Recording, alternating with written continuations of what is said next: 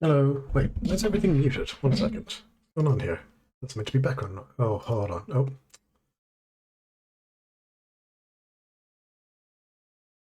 Sec.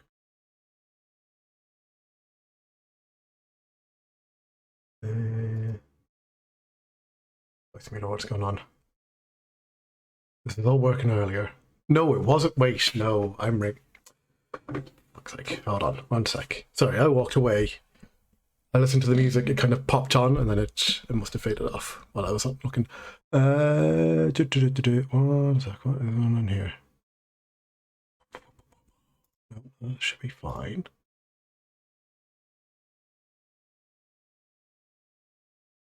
Hold on.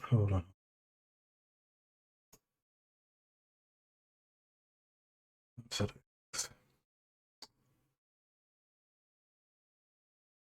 Yeah, that's fine. This is just because I plugged in a new monitor. No, it's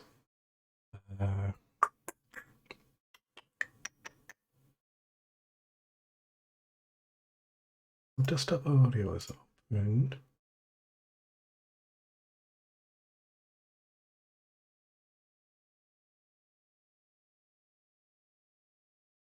One sec. Sorry about this.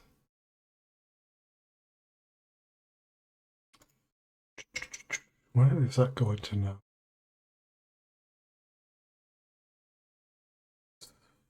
This was coming through properly before. But is that on a different audio cable?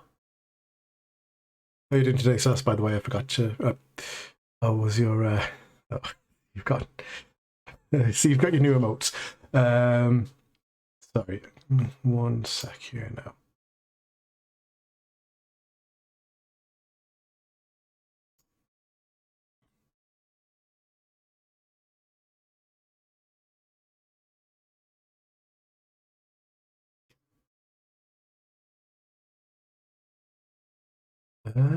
Fuck no, what has happened? Volume mixers. Ah.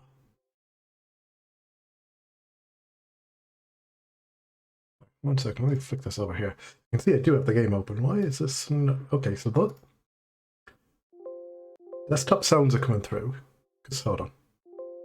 Yeah, you're hearing that.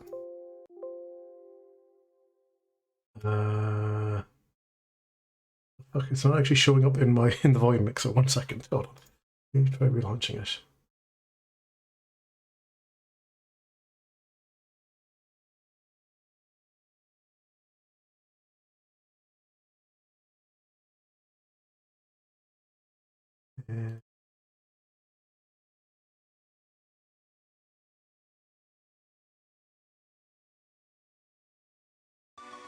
Okay, oh, there it is.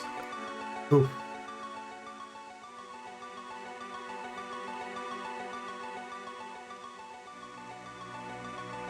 Sorry about that. I flicked this all on, and normally it's working normally, but I forgot that I plugged in anything new, so of course the system was going to all get a messed up. Alright, sorry. Let's move the... Sorry if there's a bit of crinkling. That's the mic being moved. There we go. Okay. How are we all doing? How are you doing, Vass? Yes. New emotes. Pretty good.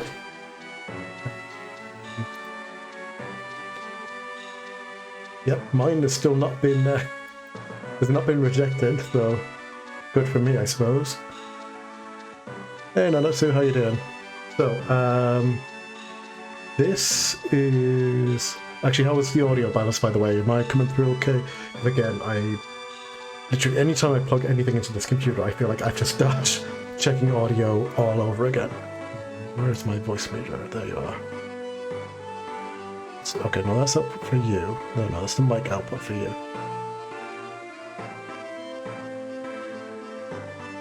Okay, this is the one. There we go. That's the one that adjusts audio for me, but not for you, so that's good.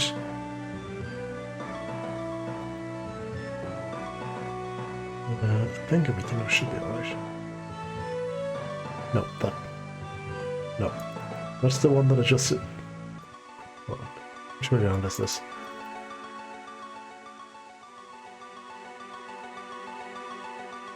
Okay, no, that's the one that is just audio to me. Then oh yeah, there we go. I always forget which of these sliders it is. That's the miss Donkey Kong 3, the game where you shoot perfume up DK's ass and he flies to space and mutates. Yeah, I've seen that before. I think I've seen Jeff Grossman play that game before. Isn't it like meant to be a bug sprayer or something? I don't know. So, I beat this game yesterday, but I used save states and the rewind feature and everything. I want to try to get as far as I can without doing that. Because I feel like this is a game that, like, as I played it, it made sense. If that's a sentence that, like, is comprehensible. Even as I found it tough, so I'm going to try.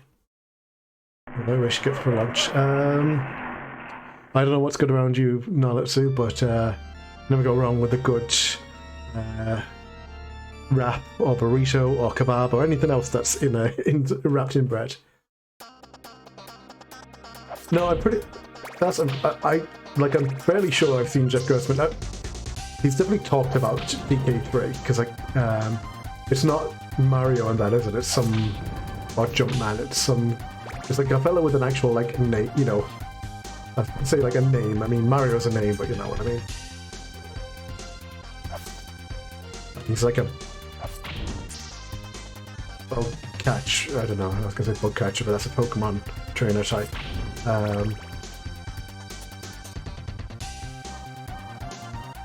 His name is like John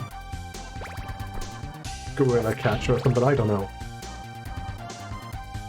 Stanley. That's it. Yes, Stanley Bug Guy.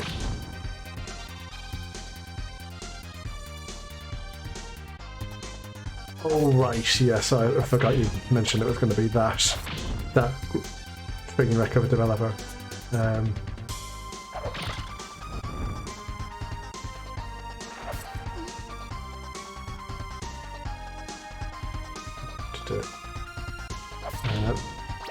I briefly, by the way, looked up how to get the good ending in this game. I just kind of read a quick guide, so I still have to. If I want to do that, I still have to like. Complete the area that I fell down in before, so we'll see how that goes. Right, the boomerang is down in one of these, I remember that much.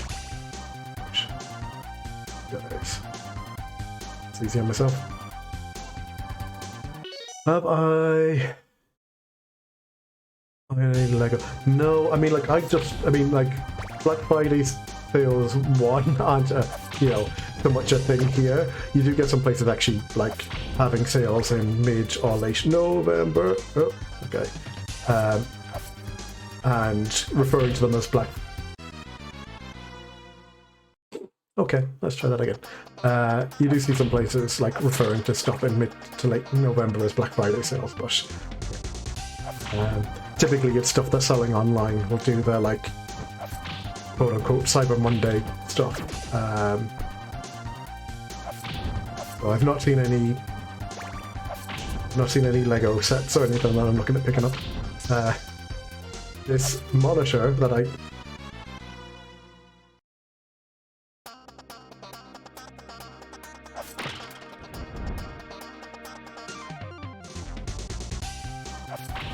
I don't typically do Black Friday sales here. You will see some places at in the second or third week of November, like saying they're putting stuff on Black Friday sale, but it typically is more like stuff online does the Cyber Monday thing. So there's nothing really I've been looking at Lego wise for like a sale, but I'd see that the monitor which I have gotten from work, which has magically appeared on my PC desk today through no fault of my own,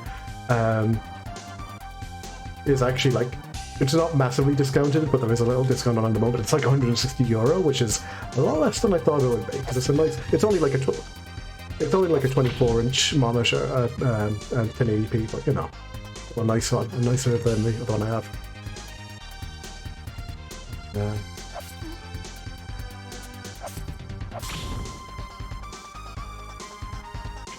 See, it's weird because I think Lego is the only thing where, like, the only kind of Lego sets in general that I typically like kind of take any interest in for whatever reason. Because I have no interest in them outside of Lego, but I like cars and I like Star Wars stuff in Lego form, and that's kind of the only place I like those two things. So I don't really tend to look at stuff unless it's like a car set that I can stick up. And I still have two unfinished, unfinished, not even like opened ones yet, because like I kind of bought them with the, you know, when I get the new, you know, if I get a new job, I'll treat myself as a reward, and now I'm looking at them kind of going, you know what, at some point I will just have to like sort these things out into boxes because I'm going to be moving like in a few months anyway, so, you know, I'll keep them as like a general like housewarming gift to myself whenever I get to the, you know, whatever the new place is turns out to be. Yeah, I'm not really, you know, typically looking at any Lego stuff at the moment.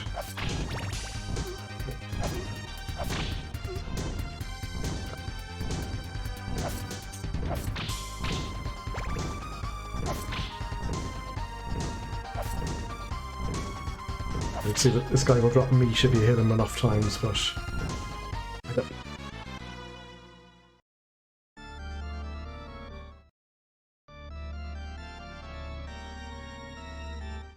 So the idea today is I'm going to try to play through this because I beat it with save states and the rewind function the other day, and I want to see how far I can get, you know, before I kind of have to rely on that stuff again. I kind of think like I might get to the first phase of Dracula, but second phase might be the point at which I start doing the save states and stuff again.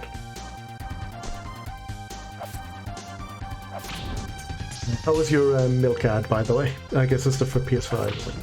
Controlling deadlift. I think I got control in a Humble, one of the Humble monthly bundle things a while ago, so I just like you know, I don't have any. Well, I do have the Switch. I'm actually. It's weird because I think right up until like last week, I was pretty sure I was going to end up buying Diamond and Pearl, or Diamond and or Pearl before, you know, at launch, but now it's not like I'm not interested in playing them. It's just like, oh, I'll get them when I get them. Because I just feel like, having started the new job and everything, it's like, I'm not going to have the time to put into these as much as I'd like. Which is a pity, because I think what I actually enjoyed the most out of the last Sword and Shield was playing them as they were new and people were figuring out the raids and all that sort of stuff. So Inscription, actually yes, Inscription is one. I think the problem with Inscription was that I saw that and took it at very face value at the beginning. I think I saw Evie play it on a stream, like, and not even much of it. I just kind of caught the beginning of a stream of it and went, oh yeah, whatever. Like, roguelike deck builder, yeah, but played a few of them, you know. I don't really need another. Do I really need another of these in my life? That it's now as I'm watching like people or hearing people talk about like the stuff in that, you know, the stuff in that. I feel like I'm going to play that at some point. Try to find me. Oh well, look, it's thought that counts. I know there's always an issue if you're buying games for people and they're cheaper by like a significant degree in your own currency. Steam will typically stop you from buying it. So the dollar value of or the dollar price of GOG must be a lot lower than the euro price.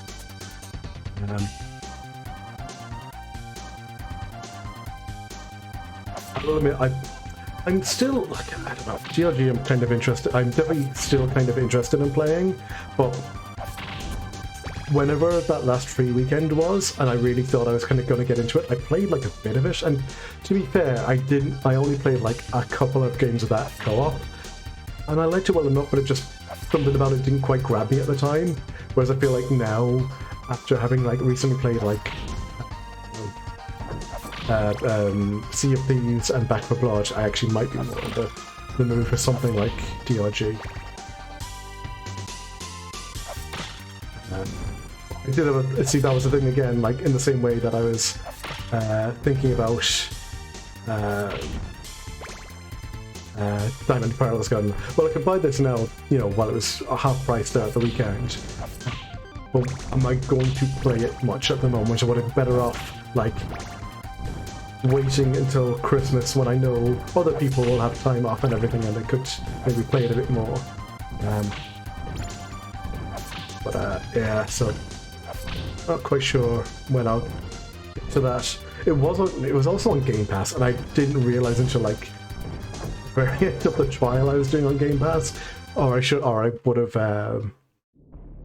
said it to Zoe then at the time of like, hey, I should get into this, because I also bought like Phasmophobia at the when the Halloween sale was on, and I know some people, I think Matt and a few others in the Discord said about playing it, and I went, oh yeah, definitely, and then if not touch that game besides doing the tutorial, because I've just had a busy time recently.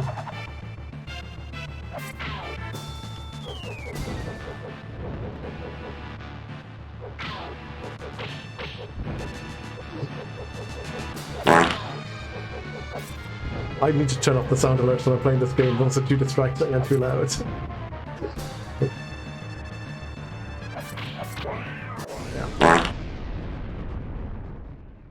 Let's say that. Get this. Flip onto it. Okay.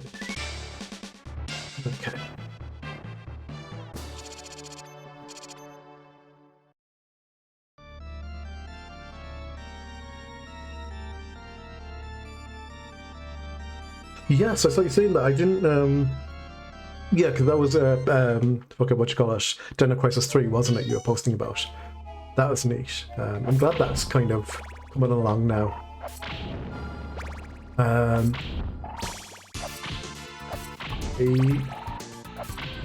still seeing if I can get that Abyss game to work. I'm about like I was clearing out my no, you fucker. I was clearing out stuff. Boomerang now. On the hard drive that the other day. Actually, fuck it, I should just restart this one.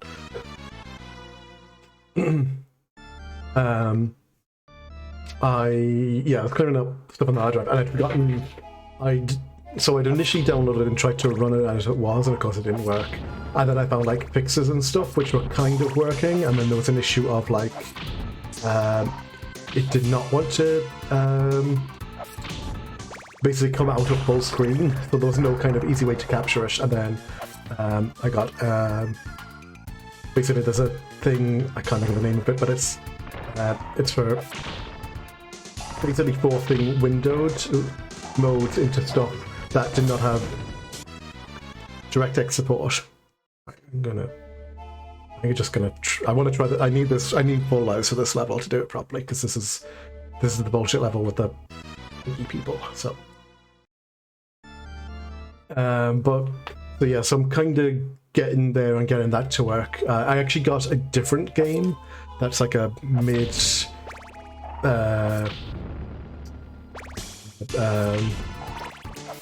2000s kind of indie game. I can't think of the name of indie horror, like boat game, effectively. It's apparently like a 30-minute thing, and well, I'll get it if I can get this to work. Then that's a good. I'm not dropping inputs, am I? I feel like I'm getting stuck in ways that I wasn't before.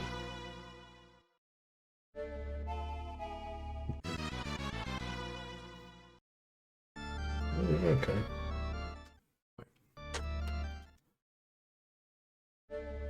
But yeah, so that's working now. So I can add that to the list for whenever we can get Zoe back on for games. Also got I'm still considering the okay, no, good. Oh. No! Oh, you fucker.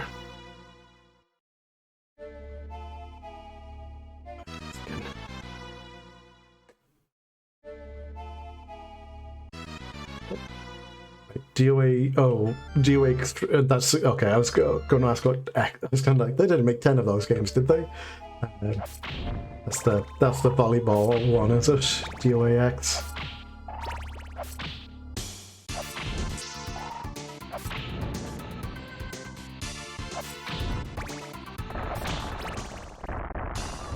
Actually, this is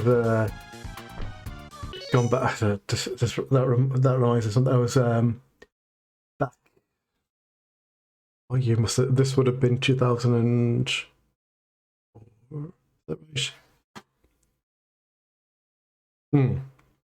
Yeah, 2004. You do 2004. Yeah, you do exams.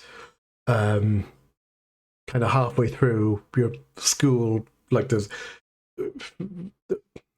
primary school and secondary school. Secondary school is you're between 12 to 18. About age 15ish, you do a set of basically fake exams for the sake of it. They used to have a purpose. They don't really know, but main thing is you get your results typically the start of your 4th year, and what myself and some folks who at the time I probably called my friends, but no, in retrospect I wouldn't really. They had a, like when we got our results from those exams, we went and we hung out at one of the person's house and played a load of Halo. And I just remember what, like the guy's house we were at, he had some like Xbox game magazines, and on the front of whatever one he just happened to have kind of like sitting around in the room was DOA volleyball. And like I remember being, you know,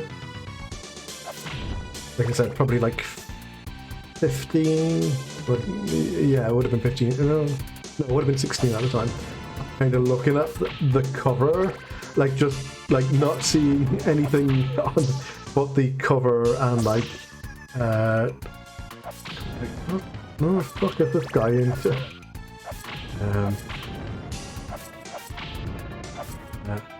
But turned out that guy was into was being a massive dick, but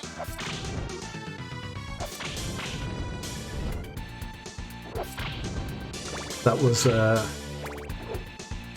maybe didn't quite have anything to do with that or like DOA thing, so.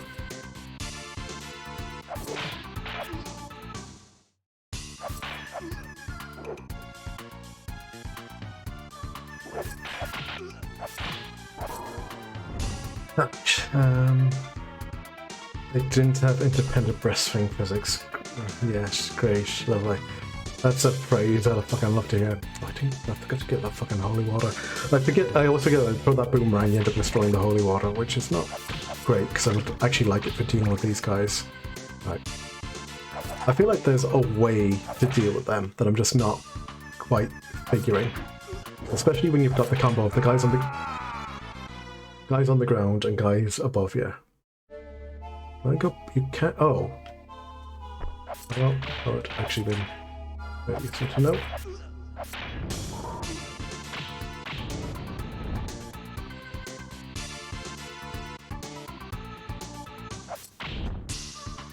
That. Get that. The one that's the dagger it is. Oh, fuck. Where'd you come from?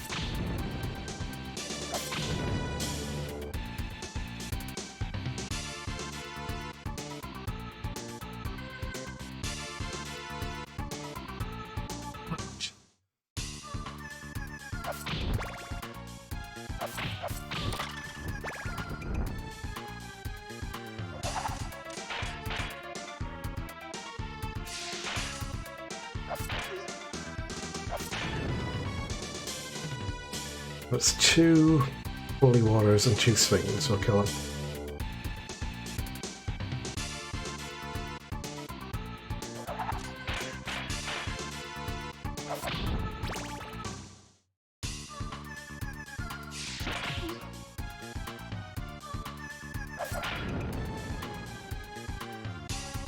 Maybe you could actually hit, maybe I could actually kill him in like 2 holy warriors if you hit with enough of the...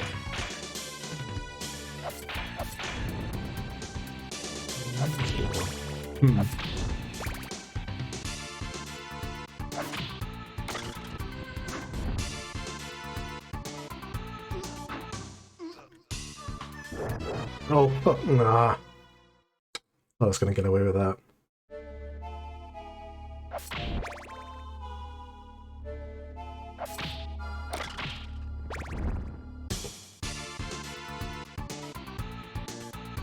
This area is the sole reason I wanted...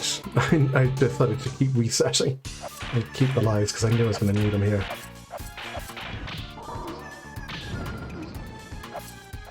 Oh.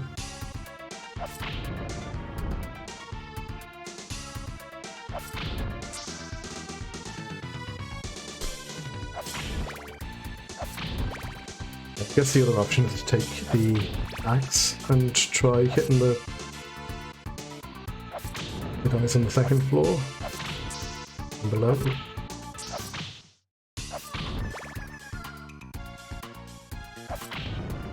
But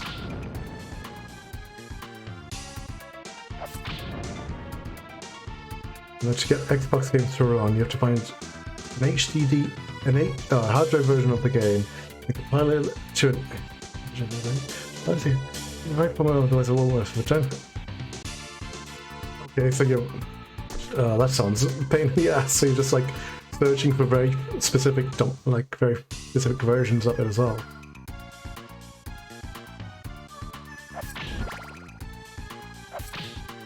It does sound annoying.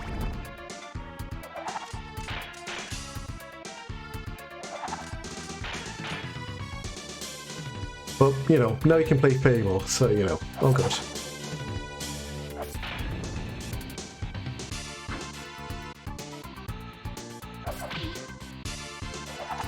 And of course, there's nowhere else to play Halo, so, you know. Yeah, I thought I'd try to get through this without doing the save state, and... Oh, come on. And rewind, but I'm already maybe regretting that decision a bit.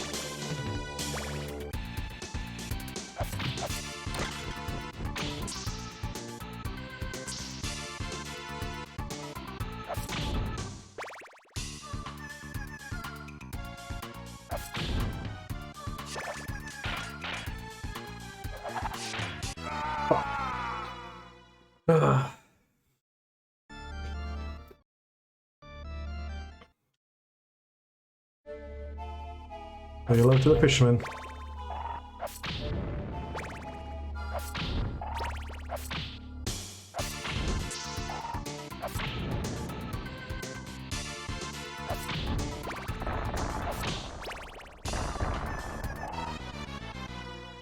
Well, I'm gonna reset this one a couple of times then.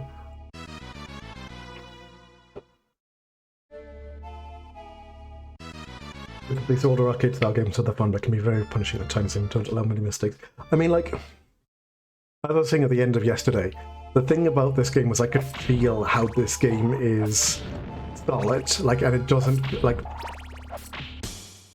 there are a few points where I feel like this game does kind of get bullshitty. That's the section I was just at, is the main first one.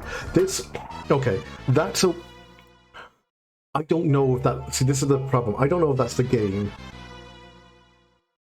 or this version of it, but, like, that was something I didn't feel was happening yesterday, that when I was basically kind of... Like, I'm kind of getting stuck as I...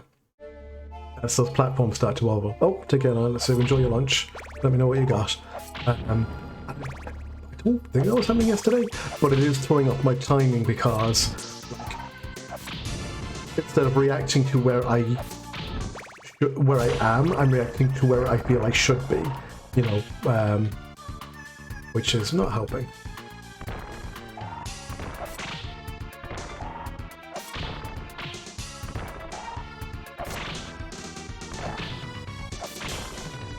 That's gonna just go. Okay, that's fine. One interesting thing is I know there are extra lives in this game. I don't think I saw any of them. but they're probably all hidden in stuff, so... I'll be checking to see if stuff is whippable as well.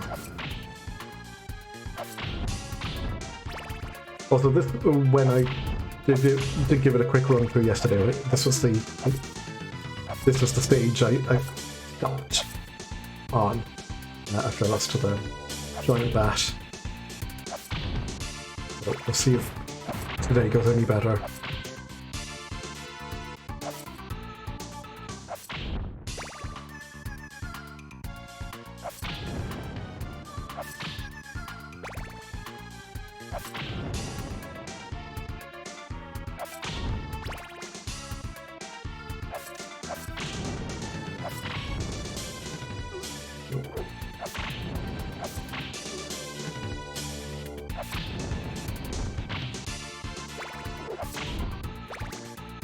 I need you to stay up there.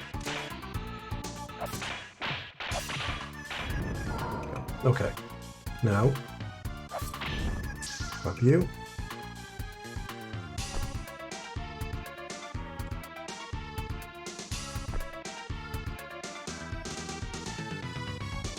Now, if you want a version of this game that feels mean, then the actual, like, this is Dracula X, this is the US version. The PAL version, Vampire's Kiss, this is the point where, like, it actually felt unplayable once I got here.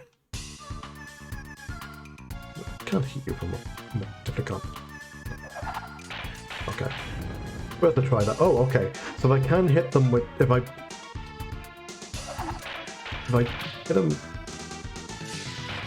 I can't kill them in two of those if I hit it just right.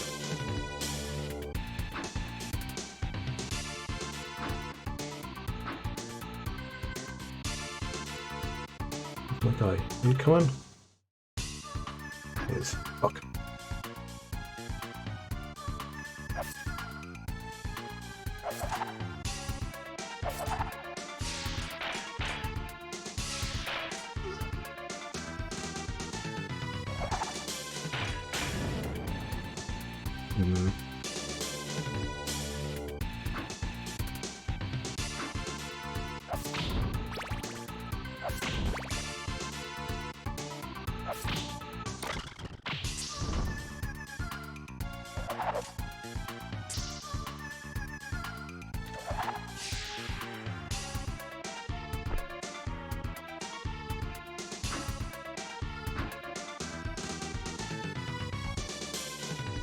Hit off them now. Actually, should have grabbed the axe, considering they're over here now.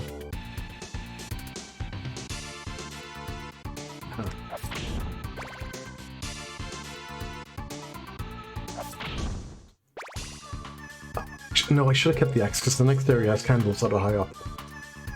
God, I forgot about that.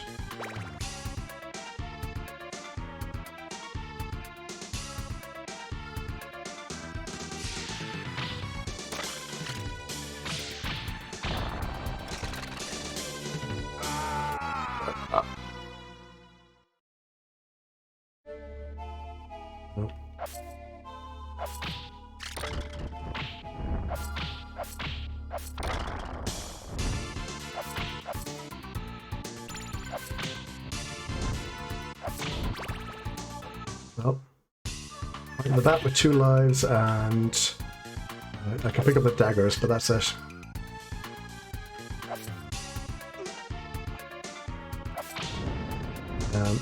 So at least throughout the rain, or the holy water, I could do the rain thing and then hit the bats in there, and I would have had more hearts as well.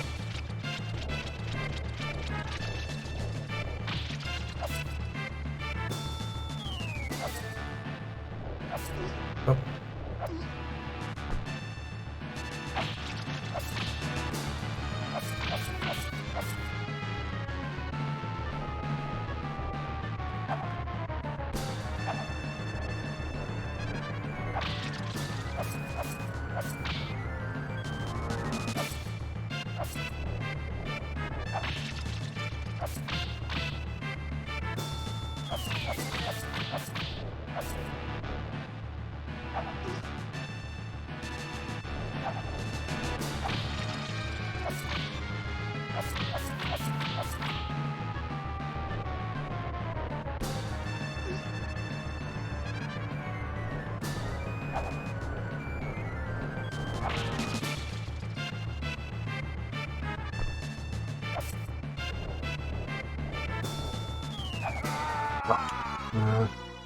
Okay. Let's see again.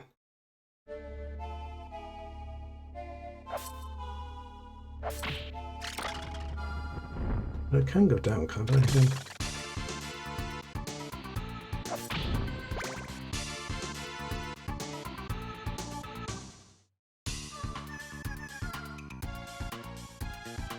I could just keep walking down the stairs and farm hearts, I suppose.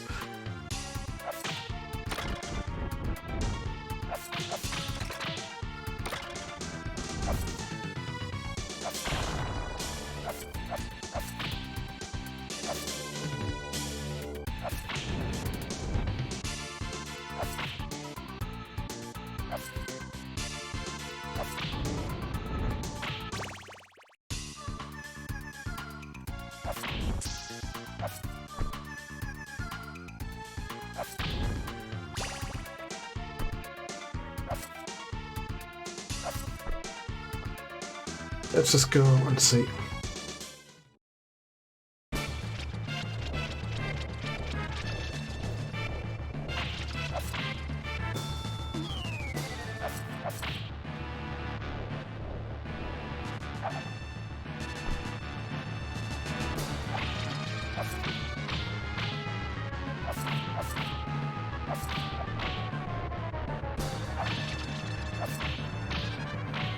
That is absolutely this is absolutely fine. You could just can't like timing those throws would make this so fucking easy.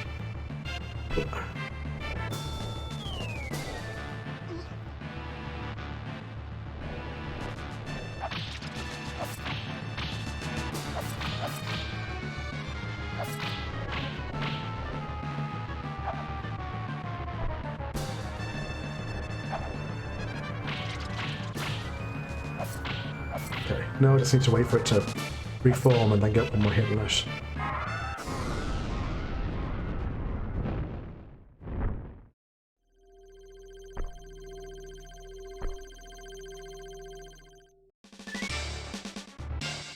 At least I can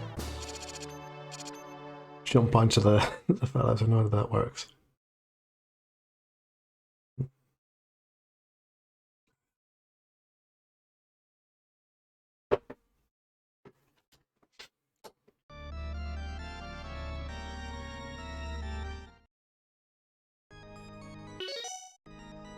You know,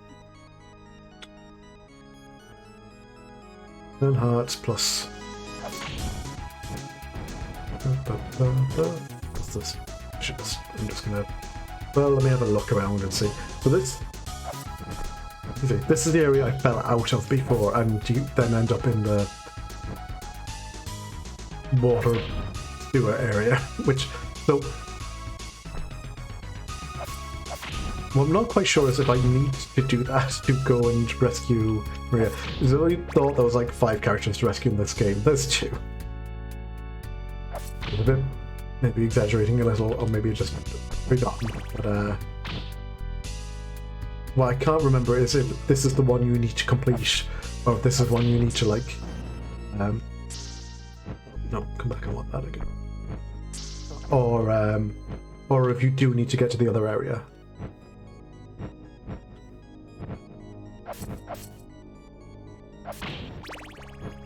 So if you are meant to rescue Maria from that area, I have no idea where I missed whatever the secret area is.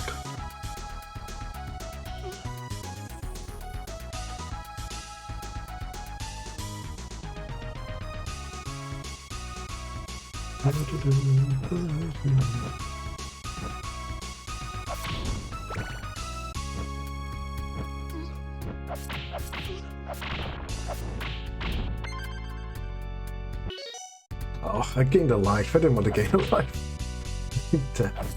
I just wanted to waste them at this point if I was going to be down to this few. Oh.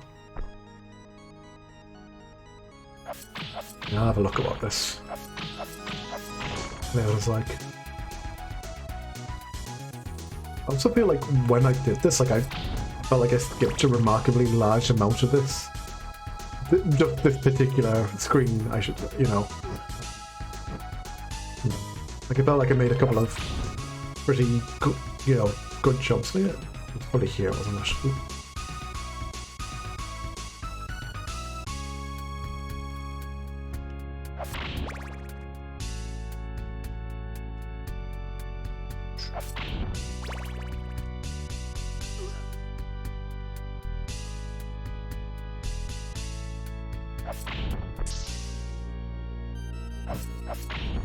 No.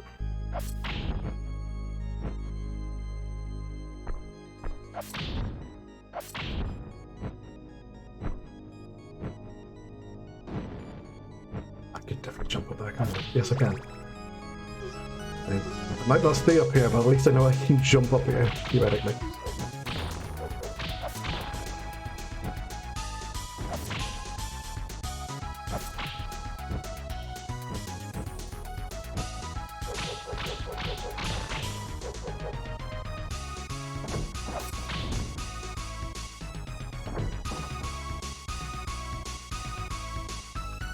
Yeah. Who was it? Oh, I think Dart was asking where that came from the other day. Just been like, who was I watching play Castlevania? And of course, no. Oh, come on, it's clearly Dart. If you were watching someone play Castlevania, I think someone said that in chat. Just going, why do people think Barkerville in this place?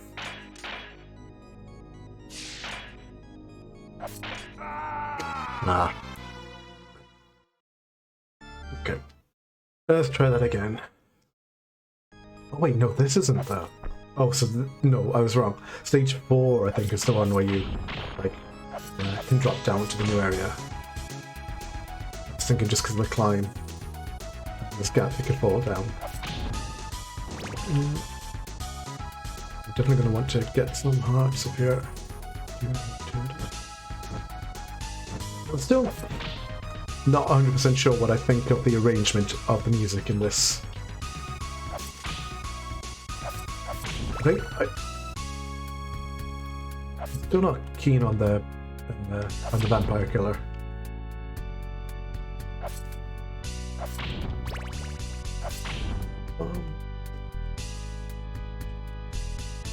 Oh, this is the boomer.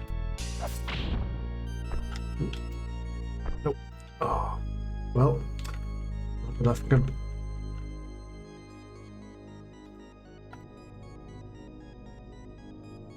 Not boomerang now, anyway.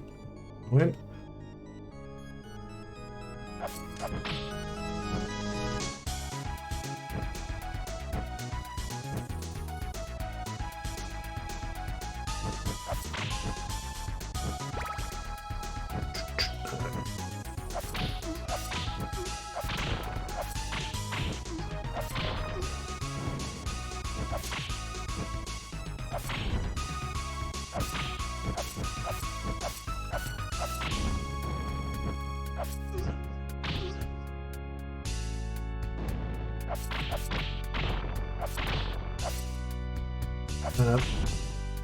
Yeah, I mean, it's weird to have this in that collection.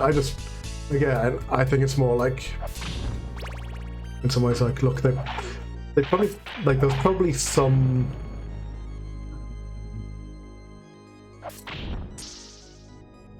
like,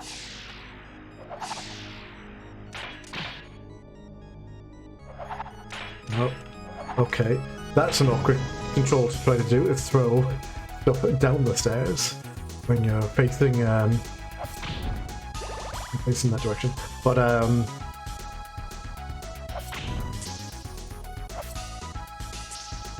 like, part of me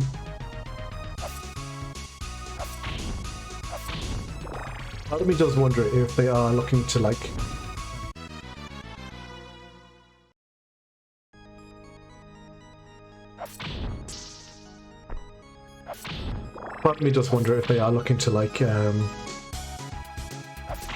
remaster or re-release Symphony at some point, and it makes sense. Like, if they do that, it kind of would make sense for them to throw Rondo in there as well.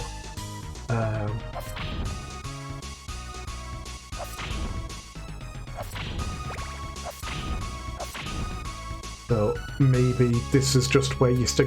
But then, no, I mean, I suppose like if you're gonna, I suppose if you are going to do that, you would just stick. You know, you put this in as a, you know, as the kind of little, you know, and the version of Rondo you might have played if you owned a SNES. You know.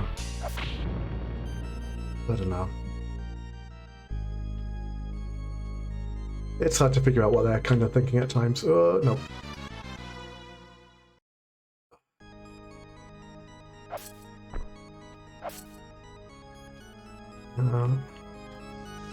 Now I can't get the fucking time stop. Well, do this for a bit.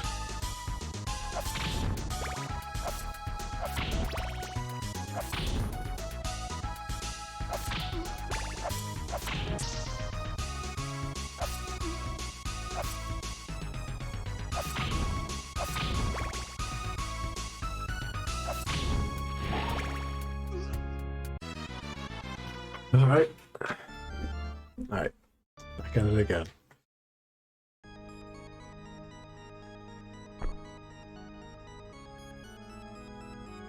Back at it again in Dracula's castle. Let's go.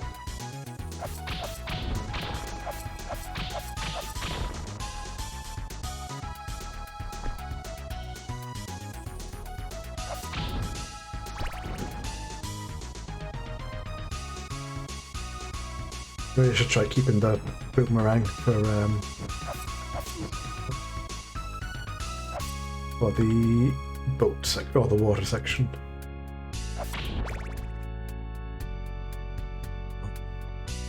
I just had a thought.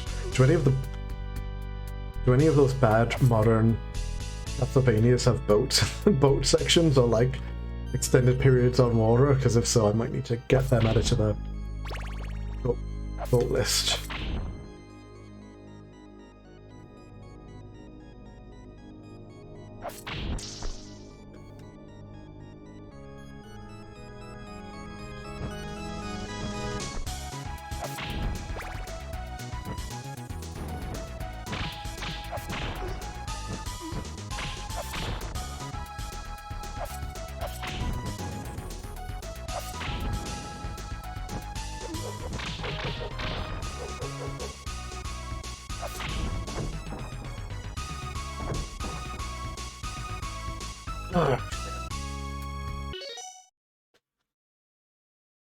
A case where the PC Engine original and Symphony of the Night are both locked to PS4 since they have that collection as exclusive. Otherwise, use the PSP version of this game.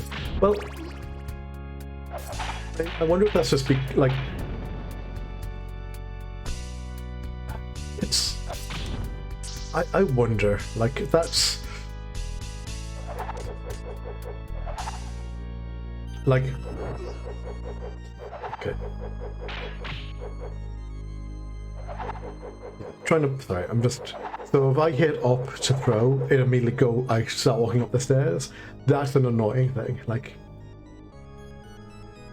I have buttons on this controller that aren't being used, and that's not like B button, which, you know, or SNES A does fucking nothing on this. This is attack, Y is your crash, B does nothing, why is that not just a sub-weapon? That would make things like this so much easier. Since that guy now can only but kill me now. There's no way for me to, like, I have to either guide him all the way over here and then try to run down and kill him.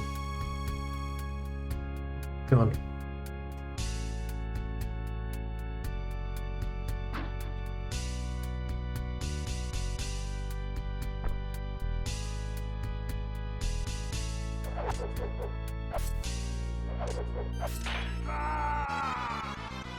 I suppose, yeah, so part of my thought of that was like, look, it's...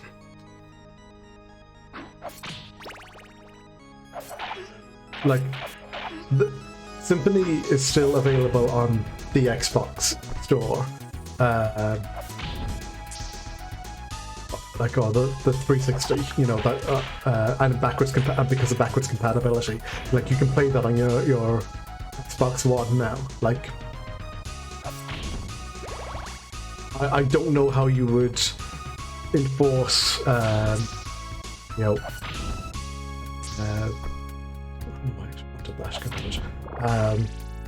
any sort of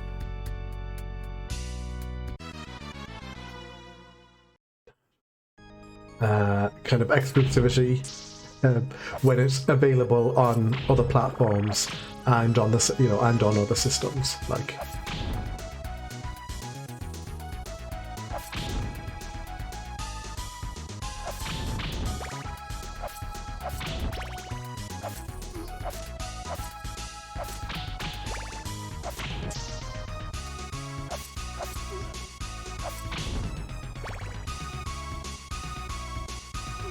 nope.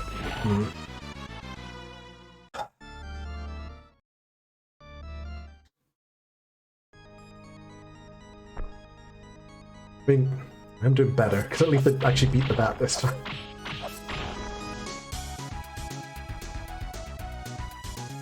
And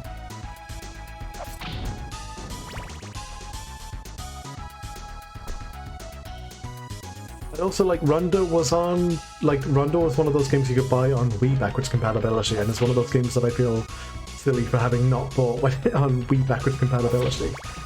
So, like, I only got my Wii U, like, I think a few months before the Wii shop finally shut down, so I wasn't maybe tuned in to stuff that was going to be gone forever when that shut, or I probably would have picked it up.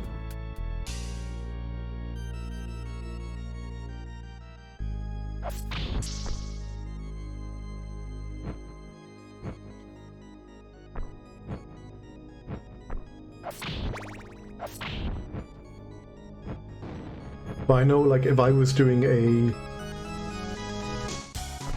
Castlevania Symphony Collection, or whatever you want to call it, like, I would put Rondo on there, and I don't know that I put necessarily this game on there.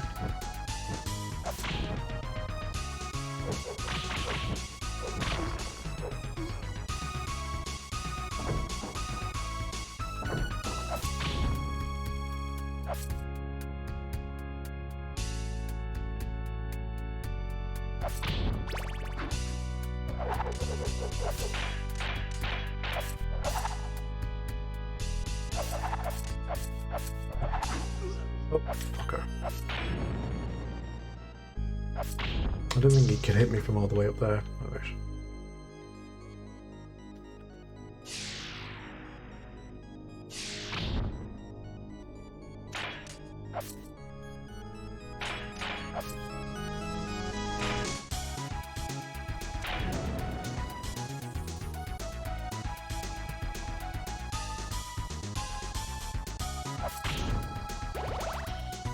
This time get the time stop and actually hold on to it. Don't drop through the fucking floor. God damn it. Nope.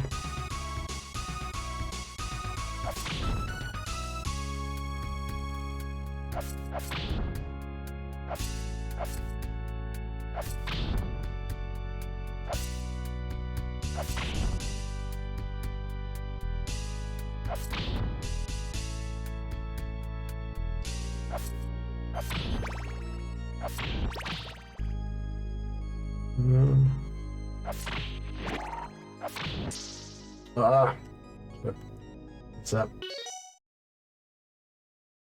How do I feel about this? Well, as I kind of been saying, like, the reason I'm back to this is because I actually, despite my kind of frustrations with playing it, I liked it well enough. I wanted to see, like, it's a game that feels like and this, like, simultaneously kind of really, like, quite good to play and also quite rough to play. But, like, part of that for me is like I'm just not a platformer person. I don't really play them much, and I definitely, like, never started, like, I never played much in this sort of era of platformers, so a lot of it is kind of new to me, but it feels good enough to make me want to go back and try. So I beat it yesterday with using the save states and rewind features that this collection has. and I kind of just wanted to see could I do it without that. So I'm gonna keep, like, you know, I'm not trying to do this on one credit or anything like that. I just want to see, can I get to Dracula and beat him without having to rely. Like I got to phase, like I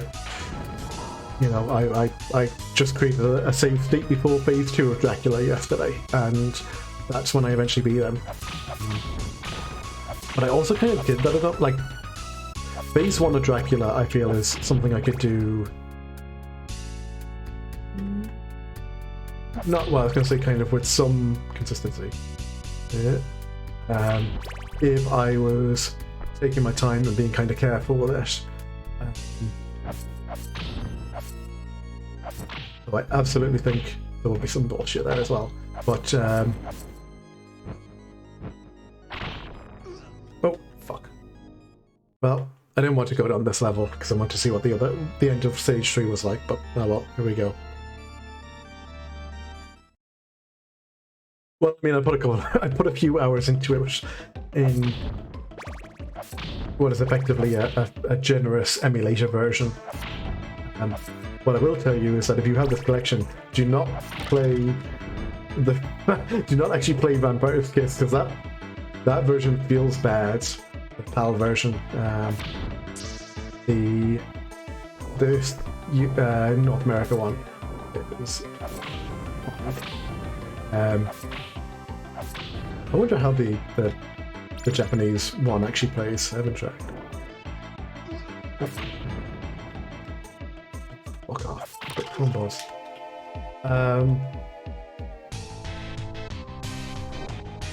Oh, I'll tell you, I will say, like, if you're interested at all in playing those GBA games, or, you know, maybe played them years ago and want to see what they're like, this collection is actually, I actually do really like this collection as at least for the GBA games, you know. It's kind of an interesting add-on, but, you know, not like that. I've not been sold on this as a quality addition to the GBA collection just yet. Gosh. So.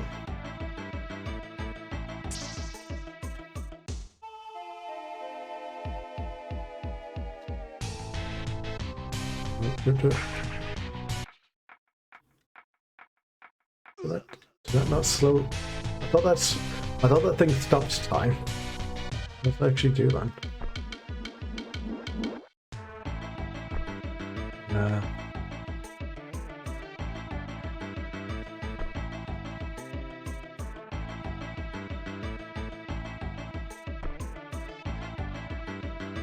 I do have the original Castlevania collection. So I actually have the Contra collection as well, because watching Jay and Bree play Contra Hardcore made me actually want to go off and buy it. So that was pretty good. And that seems pretty decent as well.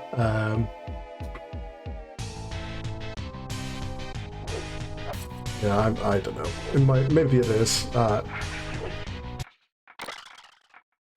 Maybe it just slows everything? Is that it?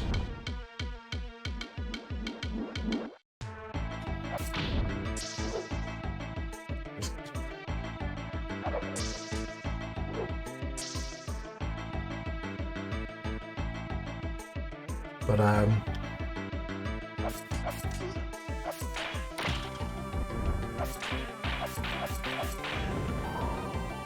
is there a CRT filter? There are. There you go.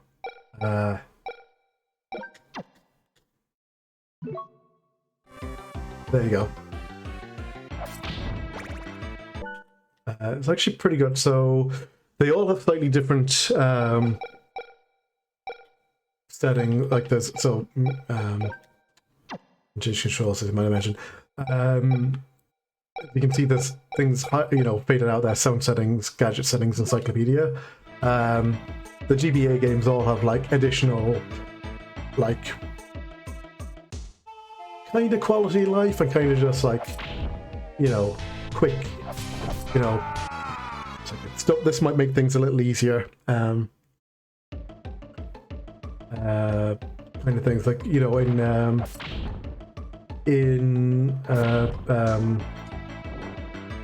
call it? What's the first one? Circle of the Moon. If you hit an enemy that has that can drop a card, it will actually put up a little thing, it'll flash a little thing on the side of the screen to tell you that that's an enemy that can drop a card, in case you want to basically go farming them. Down here. Down one of these ways, right? I know this is, I'm pretty sure this is the area that's got that has the secret where you find Maria. Maybe not.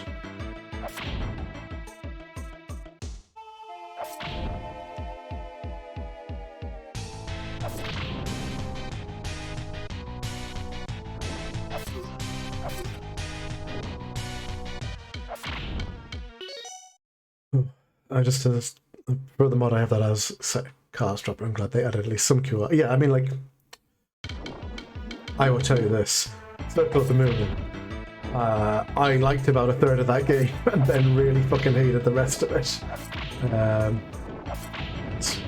Having an okay time at the beginning, and had a pretty decent time in, like, let's say, the kind of a rough middle third of it, but boy, it was another game that I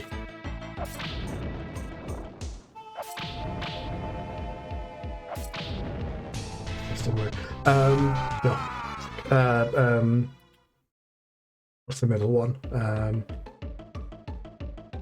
Harmony of Dissonance was good, but also maybe kind of like too easy in some ways, like,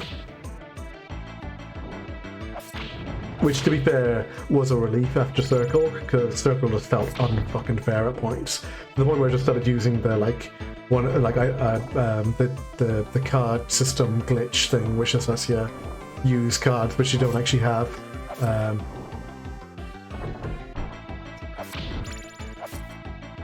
And then just went, fuck it, I'm just done with this. Aria, I really liked. I feel like it had generally pretty good, like,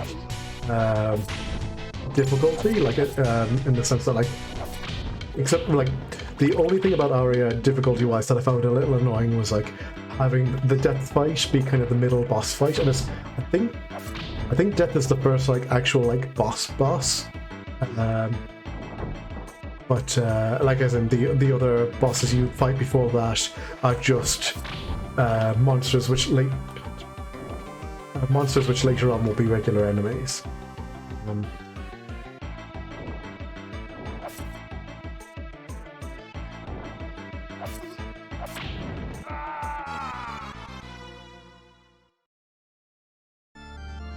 Death, I did the thing of, like, I saved in I created a save state in at the at the start of phase 2, and which is just when I need to play, because basically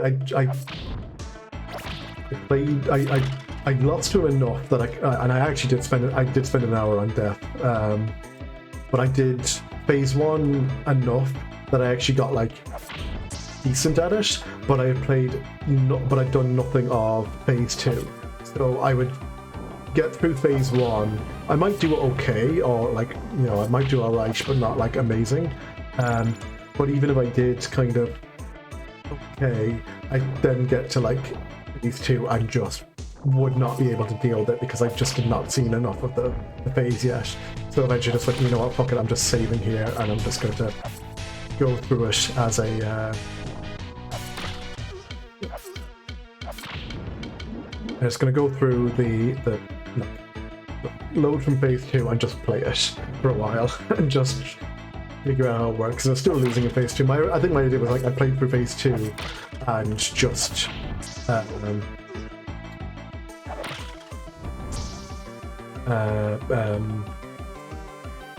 like, played through phase 2 and, like, after a few times of probably dying, I'd just restart the whole thing and try to beat it through phase 1 to 2, and then in the end I think that, like, on the 3rd or 4th try of, like, phase 2 I actually did beat it. Oh, thanks, I wasn't even looking. Was that a bot advertising big fame and huge follows.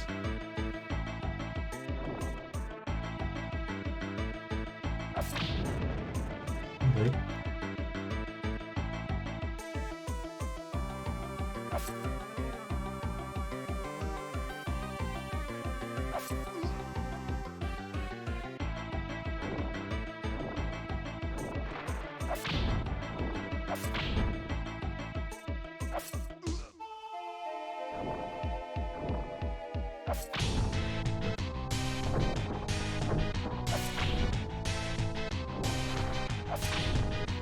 Ah.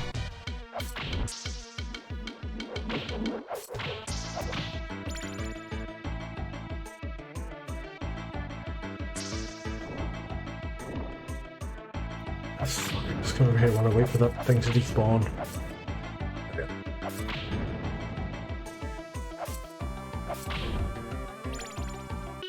Oh yeah, if you're not, I think so. Some of you definitely have. I'm gonna hold on. I want to show off my menu emotes.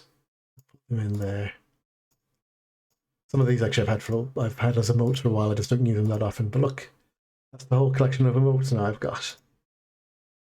There's an Australian version room. I mean, to be fair, it appears to be a punishment for falling out of the previous level. So you know.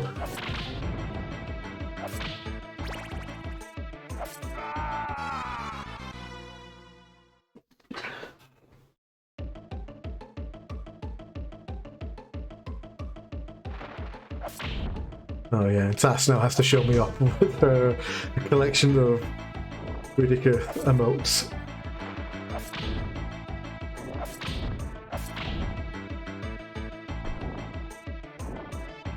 I was having a look back actually because I'm trying to find. I knew I'd made a list somewhere of. You remember like 20? When did I do that? 2017 when it was the last time I streamed a lot. And I knew I'd made a list of games I played at the time, but I could not find it for ages. And then the other day I was digging through stuff on Google Drive and actually found it. And I was going, oh, I might have to revisit some of these, because... Oh shit, I've got no sub-weapon now.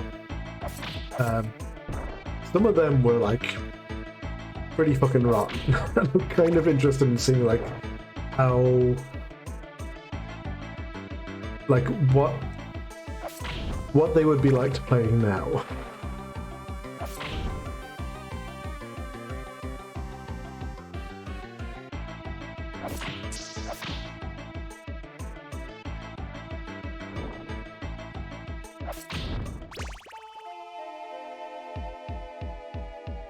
Oh, I don't mean like stuff I played back in the day because it was like fun. I mean like shit that I played and thought was bad at the time, and I kind of like there was. I think if you look at like clips of that I made, there's one which I think is called like "Look at These Effing Hands," and there's a few for a game called Husk, which is this really like. Really fucking right, that's what me do. Really bad like horror quote unquote game. I kind of want to play that fucking piece of shit again because that was bad. Like that was like Western developed Silent Hill's bad.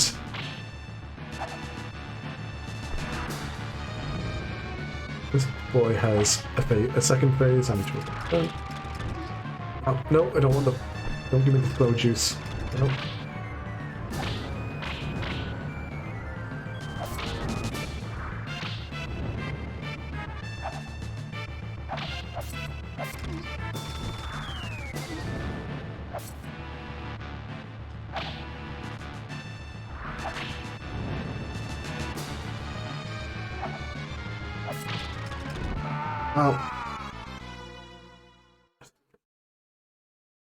Oh, is this shaft? Okay. I think I'm thinking in like Aria and everything terms. So I think this guy isn't. I think he's just necromancer.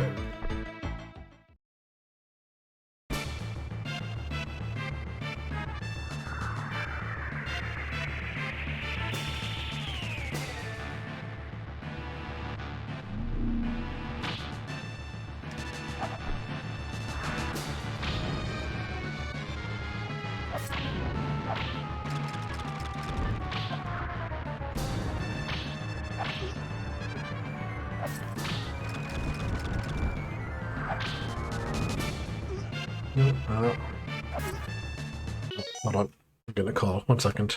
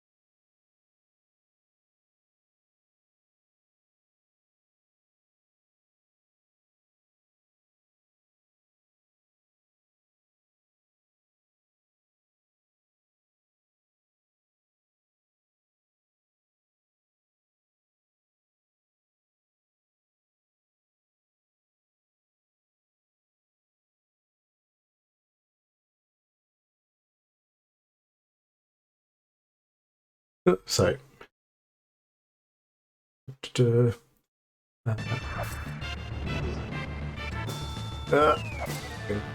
Phone calls distracting me when I'm trying to fucking play Castlevania game.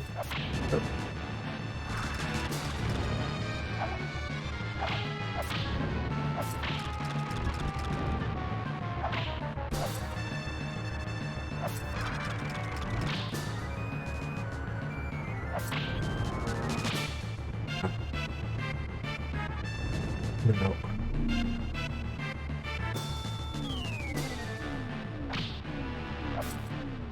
Now, I had an easier time with this yesterday because I had the... what did I have? I think I had the boomerang. I was just using the... I used the crash a couple of times and that helped out.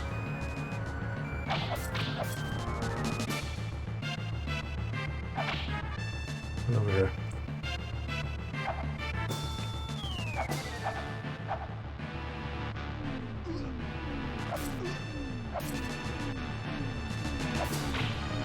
Now, I'm actually hold on. What was the password for? I'm gonna look up the.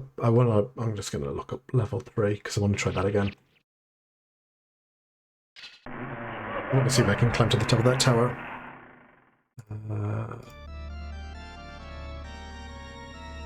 Dracula.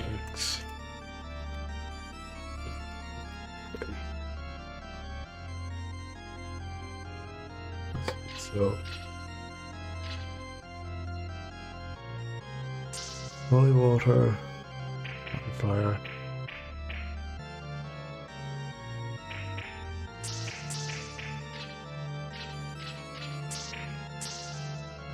Finish. Yeah. Okay.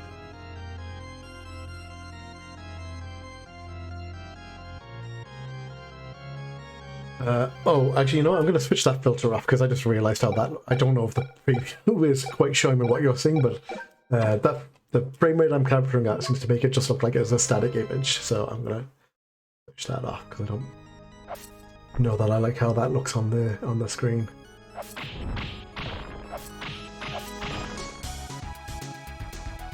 But now we get Barkerville again.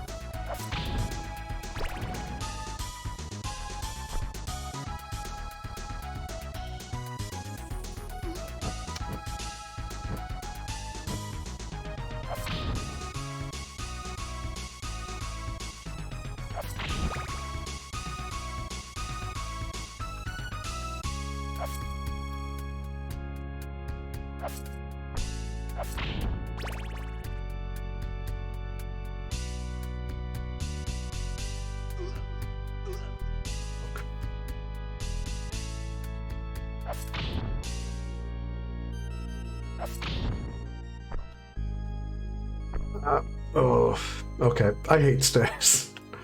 Okay. Oh, well. Axe is fine, however.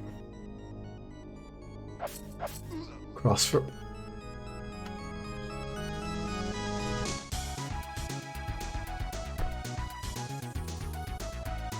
But like, what I actually kind of find a little annoying time crash was I was looking up, like, again, because I was trying to figure out what to do to get the true ending in this game, and you know, as I was looking up that, like, the article I found, which was talking about that, was also like one which was like, what are the major differences between Rondo of Blood and I might as well just reset if I'm not gonna have all my lives going in. What are the differences between Rondo of Blood and Dracula X? And everything was like Dracula X doesn't have the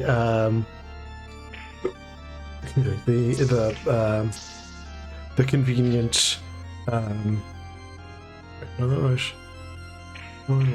fire. Yes, okay.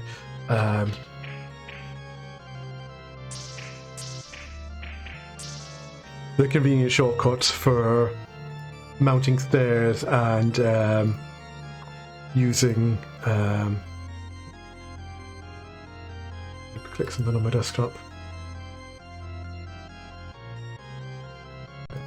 Accident, like it doesn't have the convenient control for going up and downstairs, and it doesn't have a separate sub-weapon button. It's like, oh, so it's like, so there's stuff in here which is like, oh, this is fixed or kind of made better in a slightly different version of this game. Also, I just noticed that code actually gave me an axe at this level, so put it up somewhere.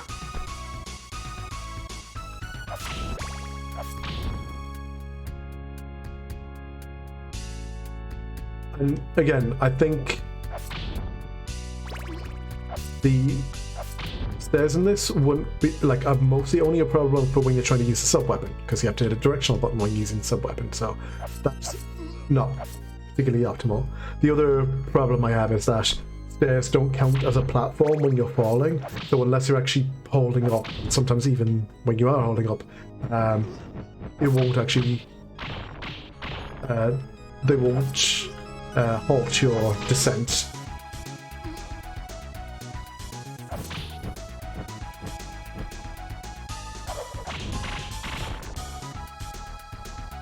And so you just fall through them.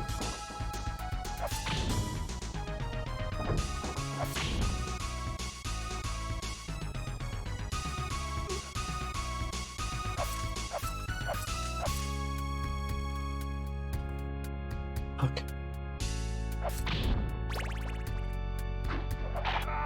Oh, come on.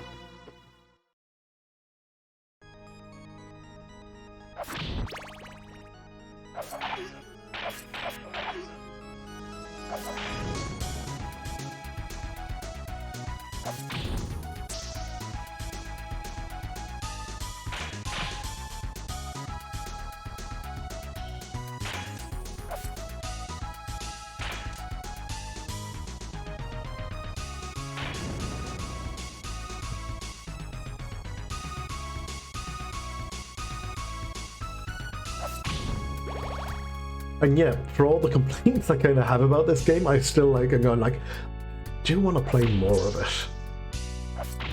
Which is not something I fucking ever say about platformers. I just, like, it's not a genre I care about. It's not a genre I have ever been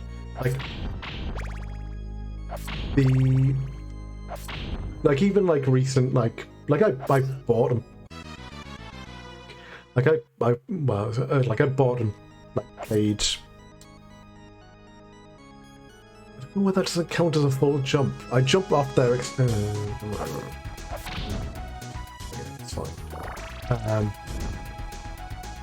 Like I bought and played Mario Odyssey, and it was fine, but like nothing about, especially no. That was especially true of 3D platformers. Whenever I think of like 2D platformers, like 3D platformers, I just could not give less of a shit about. So when like something like, you know, Mario Odyssey is, I find like actually like tolerably fun, I'm like going, okay, well that's probably a good sign, because this is a fucking genre that might as well just not exist. Yeah, no, Mario Odyssey. See, I think the thing about Mario Odyssey was it was all the little accoutrements in that game are what made it like, what made it feel good. Like all, you know, the good music, all the sections where it does like the cool stuff where it transitions to 2D and stuff like that. Like that was already neat, and so the stuff that would normally be kind of like, take it or leave it. It's all the little like add-ons that actually made it feel like it was a good game, really.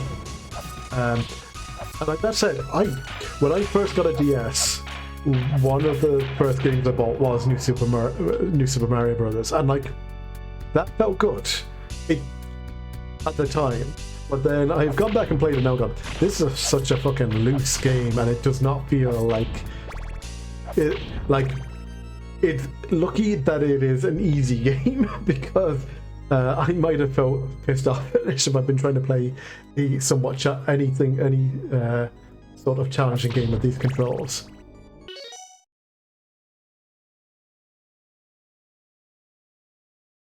I thought you were going to say the best version of Super Mario 64 is. I did actually. That is the only version of Mario 64 I've ever played, I think, or at least played.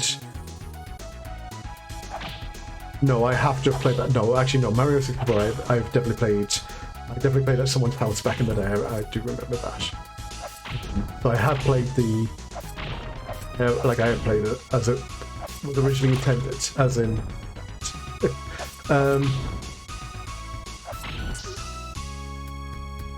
I wanted to finish this level. Fuck you. God damn it. I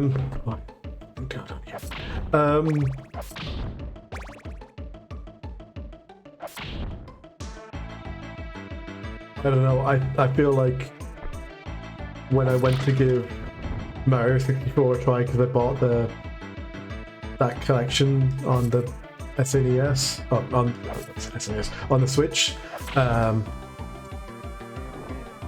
Yeah, it's like, I don't know that I care for this game. And now, maybe I didn't care, like maybe I wouldn't care for the DS version, but I at least have somewhat like fonder memories of the DS version.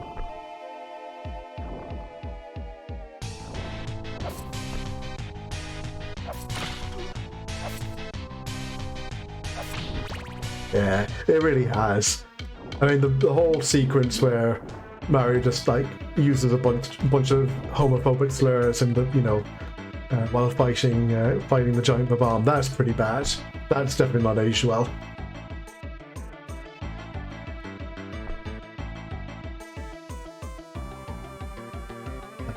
But yeah, I like, again, like, not a platformer person. 3D platformers especially are not my fucking thing. Which actually is funny because, as I said, I was looking up the list of stuff I played in 2017, and there's a few I'd left comments on, mostly the ones which I did like barely got an hour into. And one of them is a game called PID. No, is that what it was called? I think it was that. PID or something like that. Maybe we complete that with a different one. But that was a 3D open world collectathon game. And the note I've written is like, first level, okay. everything else after that interminable, and that's the way I kind of feel about most of those games, like Ukulele and stuff like that, you know, and then obviously the, you know, the Banjo-Kazooies and stuff of the world. Like, I cannot fucking stand those games. They're so infuriating. Like, and what's weird is like you kind of put the same thing into like a 2D game, and again, like, because that's not quite what like the new Super Mario Bros. Was.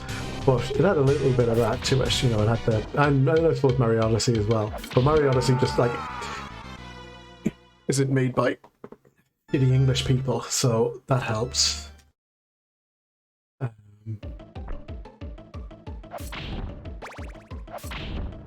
Just to clarify, when I say shitty English people, I mean nothing about, like, you know, the sort of people they are, except for the fact that they're English and they're probably shitty.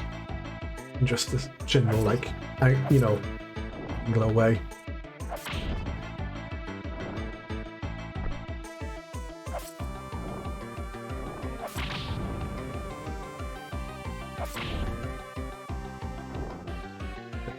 But yeah, so like I said, like this, look, and this is why when I say I actually want to come back and try this again, like that's a sign that this game has some sort of like appeal that I wasn't expecting, which is like I should have put this down yesterday and immediately uninstalled and never looked back, and instead I went, actually I want to play a bit more of this.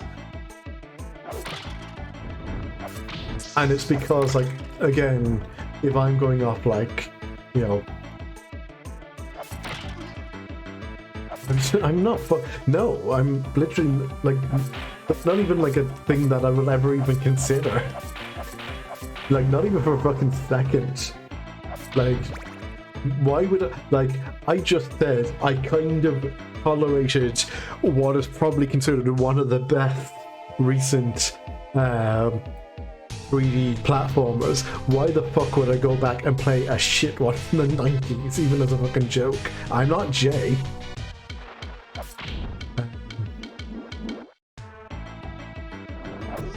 Like, I knew people who like Conker, but they also grew up to like fucking South Park, so you know.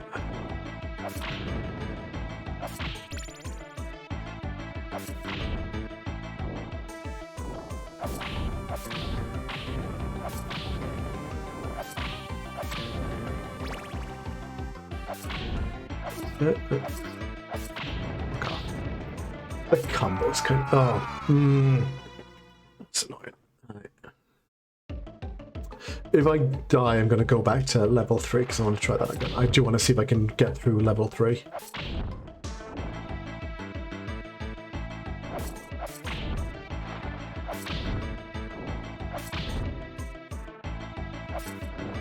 Just see. I think the boss in level 3 is a Dulan, which is also going to want to see it.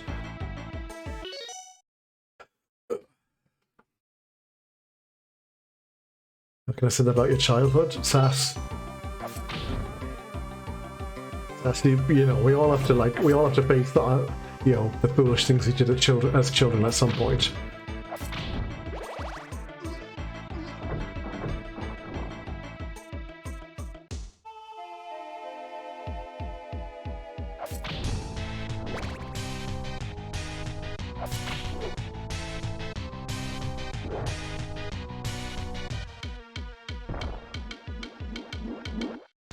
Right. Like I said, so there are things about, I'm still trying to figure out exactly what it is about this game, this one game in particular, that is making me want to stick with it a bit and trying to figure it out. I think, off my axe. Like, I think part of it is like the fact that it's kind of rigid and somewhat unforgiving actually makes it feel like it's more solvable, I suppose, if that's the term I want to use for it, where like clearly a like prescribed order to things in this game and the way I should be like doing things and not getting fucking hit by bats. Ooh, chicken cats is very nice. I'm about to get my ass kicked by fucking necromancer because I have no health. Well, let's give it a try anyway. Yeah, there's a clear. Yeah, exactly. Yeah, there is a way. Like, you saw how we did on the first round against this guy. You know, like this fella has a very clear like pattern of action, and it's like, yeah, once you like figure that shit out, that's fine. Like, I've played fucking Dark Souls. I know how bosses in games like this work. I understand that.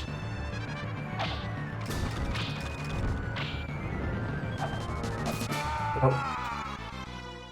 Like, there. Okay, I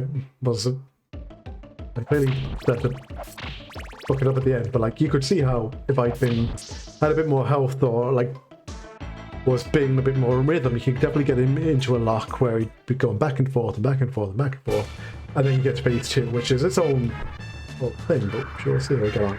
Like I said, if I die here, I'm gonna go. If I die here, I'm gonna go back to level 3 because I kind of do want to see if I can beat that.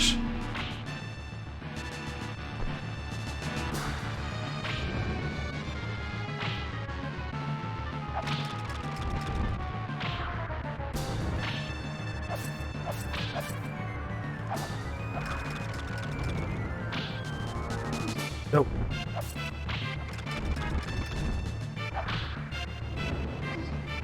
Nope.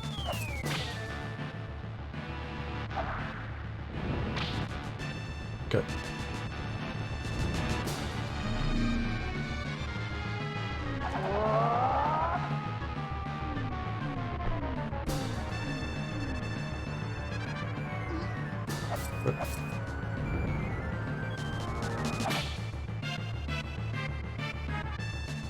No.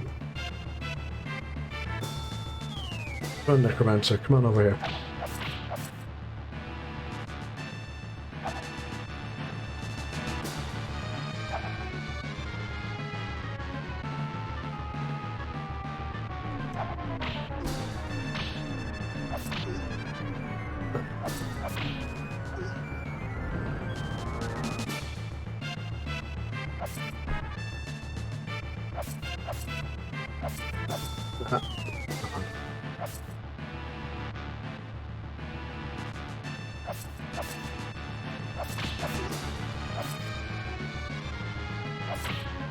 No, no, shite.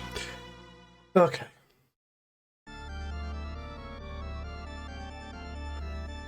If TK64 wasn't so fucking long, I played. I fucking won. Oh wait, I didn't need to come out here.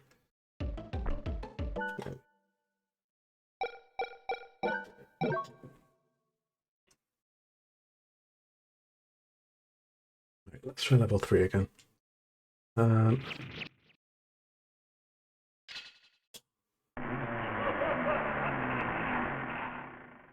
I would say, like, ooh, banana. It's like one of the few things that I like consistently get like a little laugh out of. So we're gonna see if we can get through this and actually see what the fucking boss of this level is, and not fall down into the dungeons and into the fucking slime.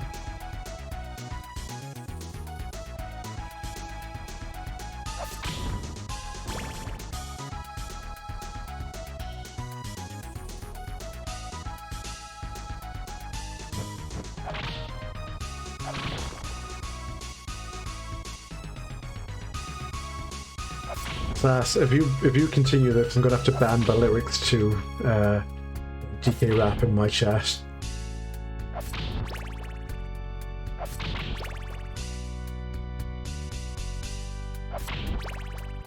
Already banned mentions of Mario Sunshine.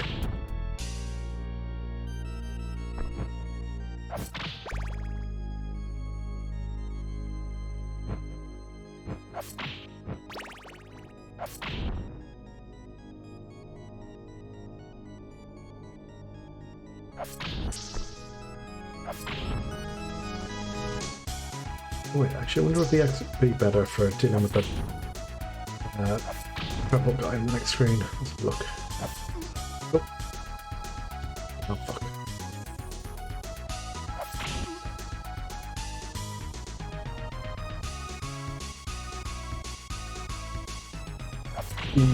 Actually, yeah, actually, that was, there was a one of the ones that streamed a while ago. I'm sure we had.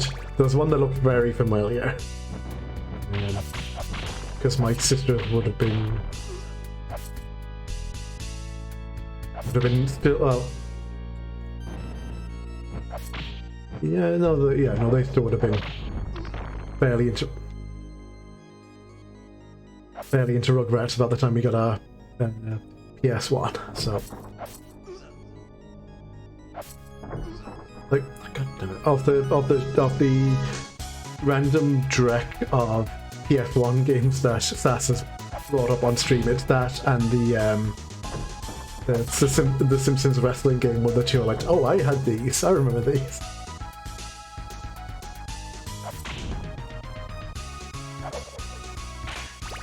Yeah, I think the thing is, Sass, you might imagine, there's a shitload of different, like, Rugrats and, like, tie-in, like, Cartoon Network and such, and Nick games and everything. Well, as you know yourself.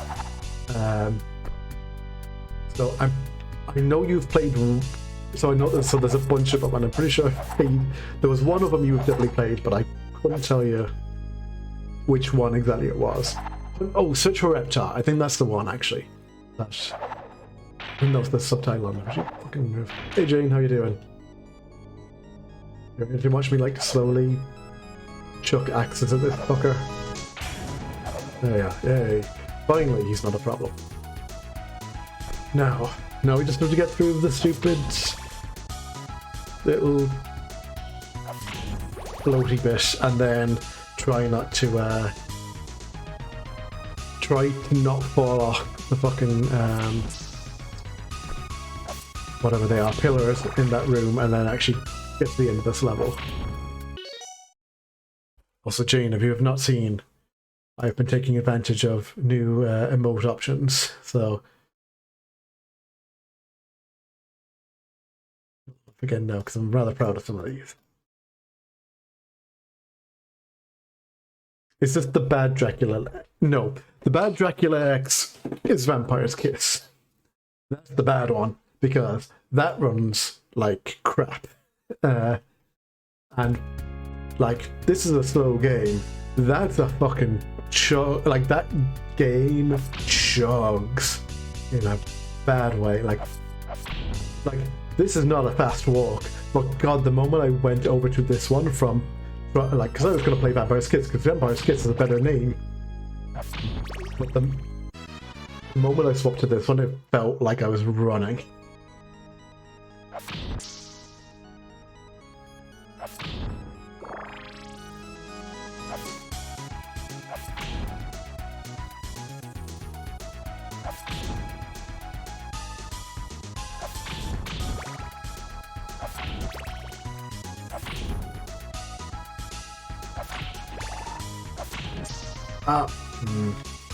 Let's forget about that.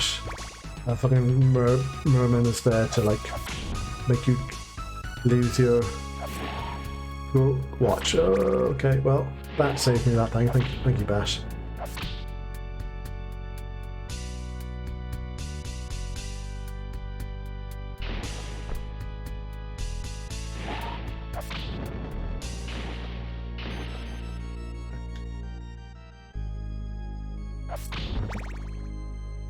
Can I make it through this level without falling down the fucking pillars? Let's find out.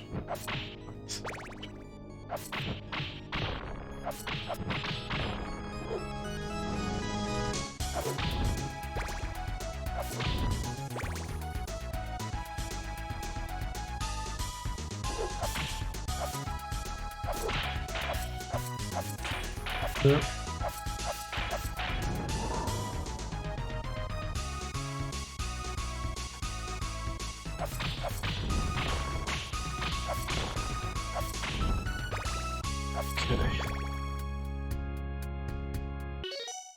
Well, I got here only having lost one life. I think I'm actually...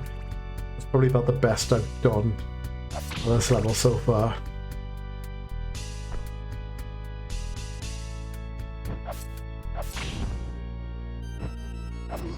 Oh.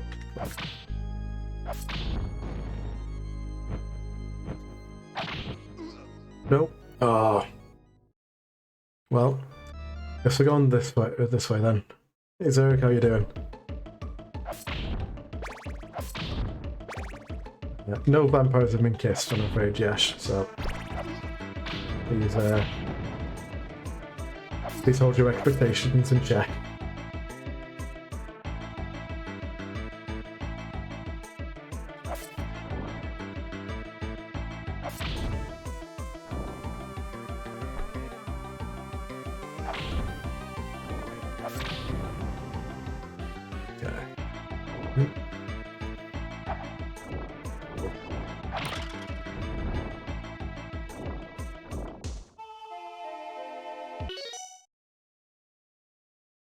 Alright, for now, on call for work and got a 2 AM call in my sleep after. Oh, that sucks. Yeah. I'm saying that the other day, so I started a new job on, well, last Tuesday. And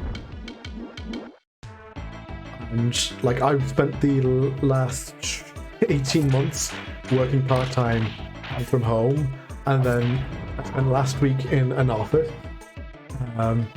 And then the first few days of this week in an office, under the expectation that we'd be doing a two-day, 3-day split for working from home, or for working in office versus working at home.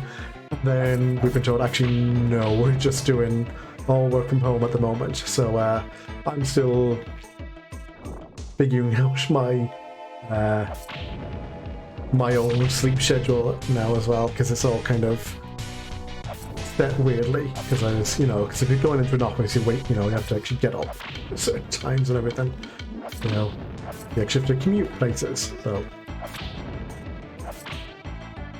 I am lucky in that my new workplace is about 5 minutes further walk than my previous place,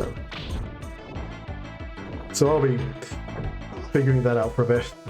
But like I said, the other thing then was like I was working part-time before. I was only working Monday to Wednesday, so I'm also trying to figure out this, like, oh yeah, 5-day working week. Sure.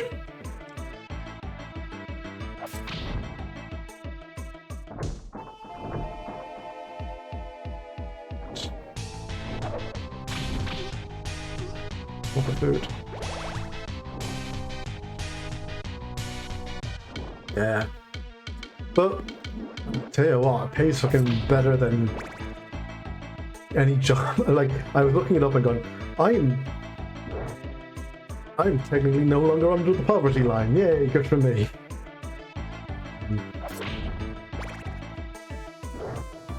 Nice sensation. Now the fucking rent shit at the moment. I've got to leave this place, which is still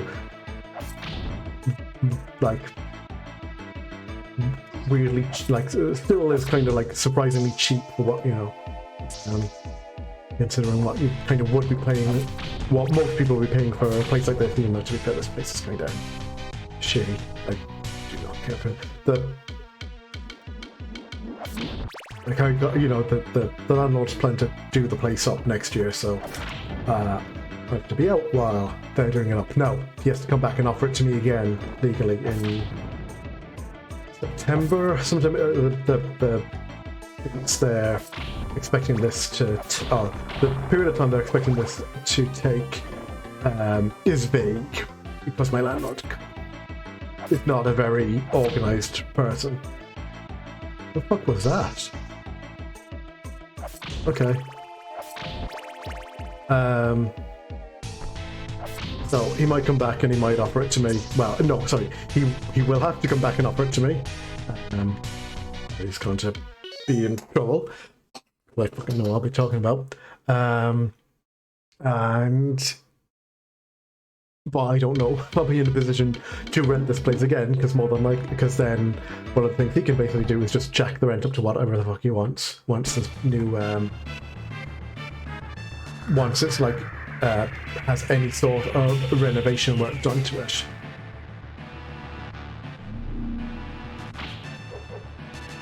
So I'm not quite sure what will happen with that. But then I don't know, like, if he came back and offered it to me, would I take it? Oh, shit. I'm gonna do that.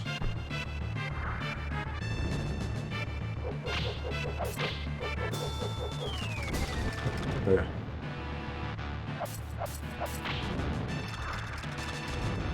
The fuck is this guy?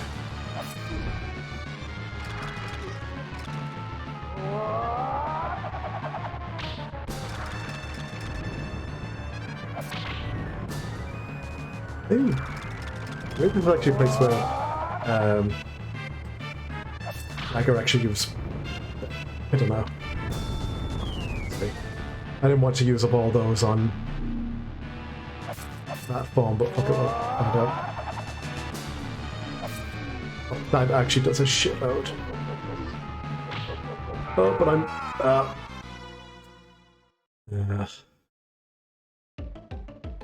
I was watching his health bar and not my own. Okay, what is this? There it is. 25. That is not a lot of crosses to work with, but if I can hold on to 15 for the second phase, then I can take about half his health off. So.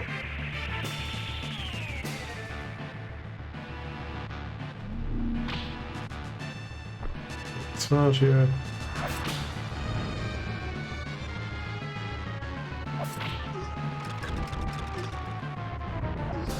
Nope.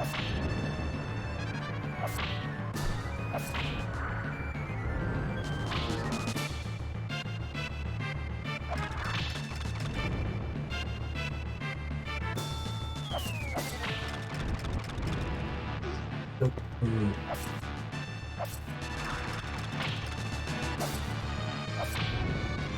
Have a fucking tracking plate, my god damn it.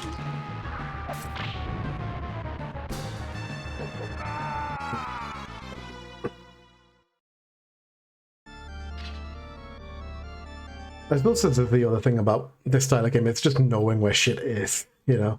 So if you know there's a cross here, you know, which is good for this this particular boss, then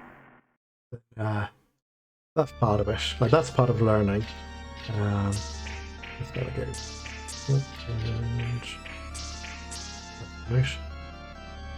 Well, I'm going to try stage 3 again.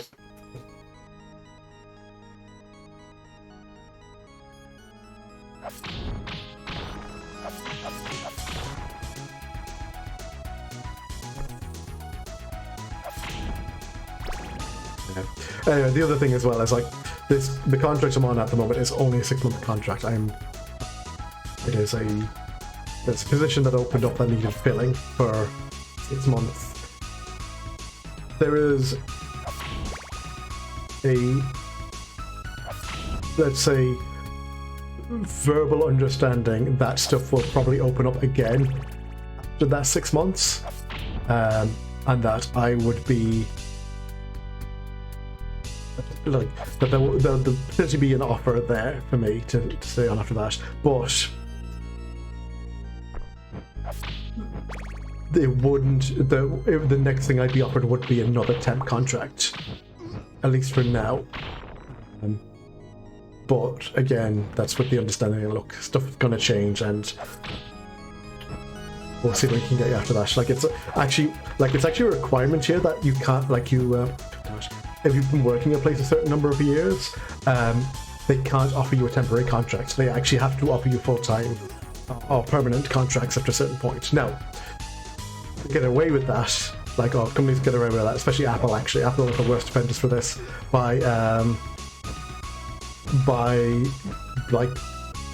giving you, say, like 23 or 11-month contracts, so you're not employed consistently for the I think it's 3 years, after which you have to be given it's something like if you're offered, I can't quite remember, so there's some number of contracts anyway that you can get, temporary contracts you can be offered before they actually legally have to offer you a permanent position. Oh, that's good. Good luck, Sass. I hope that works out for you.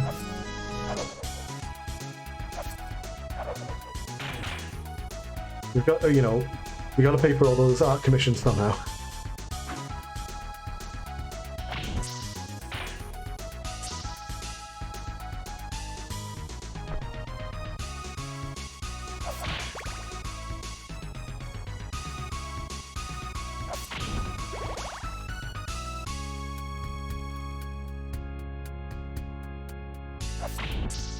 Yeah, okay, let's keep that time stuff at the moment.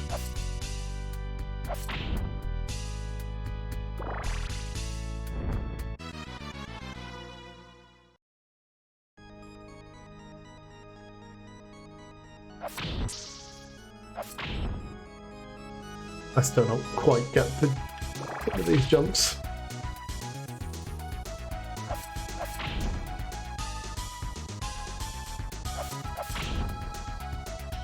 Only one more art commission done. Okay, that's fair enough.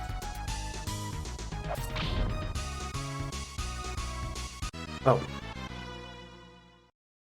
Oh. Well, that's something. I think, God, was it Gerald talking about the way the US, or the Florida, I suppose, because I assume they're all a little different, but the way the Florida, on a fuck's sake, Florida unemployment works, because, like, I know it's kind of like the fact that your former employer technically like seems to have control over whether you get unemployment or not seems like absolute horseshit. Because here, if you're employed, you pay into what's called PRSI, which is pay-related social insurance, and that goes to pay for, like, basically that is a good chunk of what you would think of as like health and dental benefits and stuff like that. So there are limits. There are certain employment stipulations you must meet in order to like actually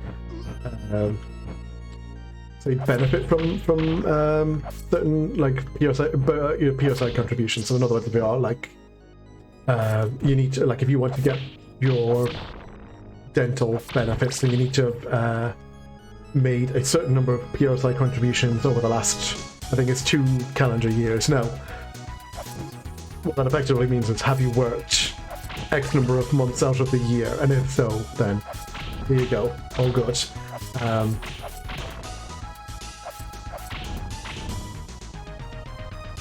But that also covers unemployment. So it's like, if you become unemployed for any reason, and you have paid in enough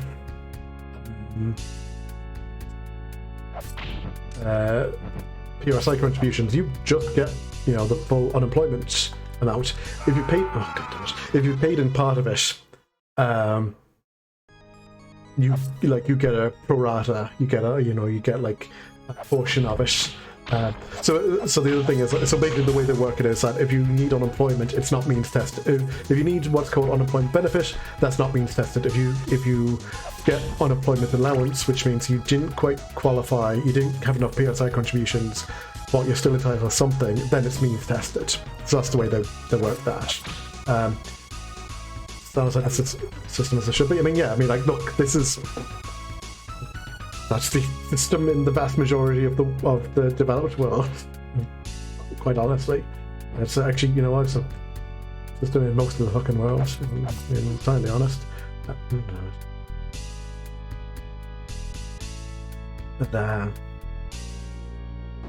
Yeah, because I think it was when Gerald was saying about like, because his employer was like delaying him getting benefits or something, and or like unemployment, and I was going, how the fuck does that work? Why would they get to say? They fucking fired you for bullshit reasons, and then they get to say that you don't deserve unemployment for that. That's like, fuck that. Like, that's not to say plenty, like, people here don't get denied benefits when they really should fucking get them, but it's not like that tends to be more because of like stupid like bullshit, like kind of deliberate red tape in bureaucracy and stuff like that, to try to stop people getting the stuff they deserve to get, and not like because your employer fucking said that you don't deserve to fucking eat, you know. Alright, hold on. What happened? Apply for unemployment, week of system, week. Oh, right, the system, I forgot about that. Look, I remember you talking about that. So 2 weeks of not getting in because they hit the emergency button, local accounts. Which is new system about hacking. However, you have to wait for this to get approved. Gets approved, it gets into my account, and it's locked still. There's a no form to get. Oh god, that sounds right. I mean, again, there's like, let's say, not to go into too much personal detail, but there was a point, let's say about 3-ish years ago, more or less, we'll call it 3 years, where, for a variety of reasons, I ended up in very bad straits financially and, let's say, mentally. The two were connected. Not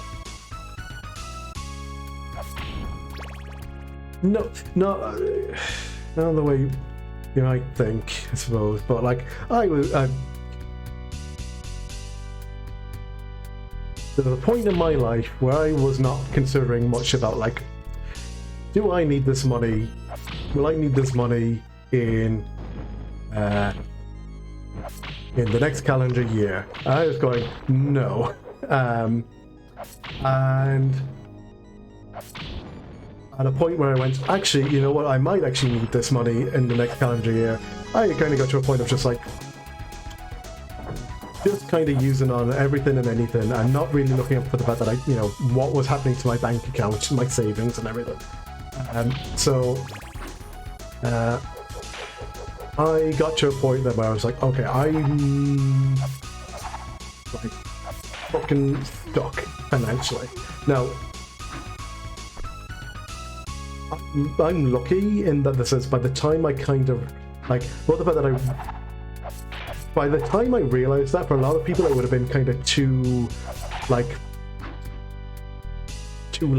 in a lot of ways. Like, you were like, I luckily have like pretty supportive parents, and my dad especially, like, worked years in HR and doing, like, not HR as you think of it now, but actual human resources, when that meant actually working with staff and everything, and was able to go, look, he also worked. He also spent 29 years working for a homeless charity. So, like, he knew people.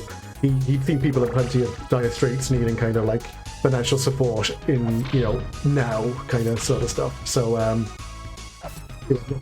here's the way you go about this, and these are systems that are in place to help people, but the thing was, he was kind of going, the thing is, a lot of people don't know they exist because most people know of, like, the standard unemployment benefits, and maybe they know about rent supplement, which is the rent support if you suddenly, like, lose your job or something, but they don't know about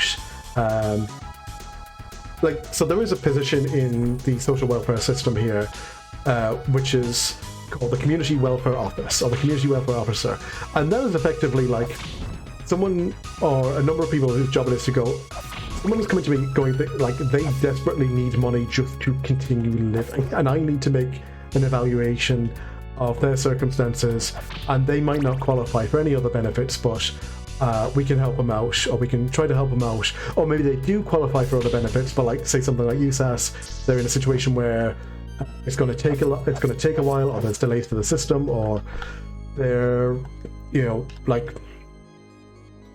they're waiting, maybe there was someone who was in an accident or something and they're waiting for insurance to pay out, like any of those sort of things where, like, it's like, yeah, you're going to need some sort of financial aid in the short to medium term, and then maybe long term, but the aim is to move people off that system and onto what they need to be on, maybe long term. Like, that's like the only places I ever kind of come across this office and that system of benefit was my dad telling me about it in 2018. I think it probably was 2018. And then when I was working my last job, where I was working the housing charity, and that was something that, you know, a lot of people who came and talked to us needed support with. A lot of them also didn't know about these systems. So like, again, the thing about systems here is even where they are sometimes good, they're not advertised well. So I mentioned rent supplement as an example. That's something you can apply for if your living situation changes and your cost of rent suddenly jumps up. If your cost of rent rises because of a standard rent increase, or if you lose your job or have reduced working hours, or anything that would reduce your income in employment, you can get rent supplement for. Last year, at the peak of COVID, they basically removed all checks around rent supplement. They basically said, if you need rent supplement, if you've lost your job, if you are going to be unemployed for any period of time during while this legislation is in effect, you can apply for rent supplement and get rent supplement. No one fucking applied for rent supplement because people don't know what it is, and it's not advertised. It's not the sort of thing that people, everyone goes, oh yeah, that's that thing that has that. Even though the name kind of should suggest what it is, it's not something people know about. So even though there was this actual concerted effort, not by the current government here, because there had just been a general election, the folks who actually were technically in government, half of them were not going to be sitting politicians by the time the new government formed. Start of last year was fucking weird for Irish politics because it was about the most effective government that was in place, and there technically wasn't a government in place. So folks who actually went, this is something we need to do, this is going to be something that needs to be done to make sure people can actually survive in the next couple of months, did their best to implement a change to a system, but because the system is so fucking under advertised, I want to say, for lack of a better term, people just had no idea what the fuck this was. They were here, there was all sorts of stuff came in last year at various points for renters especially. Most of it was completely fucking useless, except for the eviction moratorium, and that worked because you couldn't, landlords just couldn't get away with shit last year. There was no way for them to actually keep people out of places. No one was going to. I'm sure people did fucking try, and some people did succeed, but mostly there was a lot of backlash to people trying to kick people out during the peak of the pandemic last year.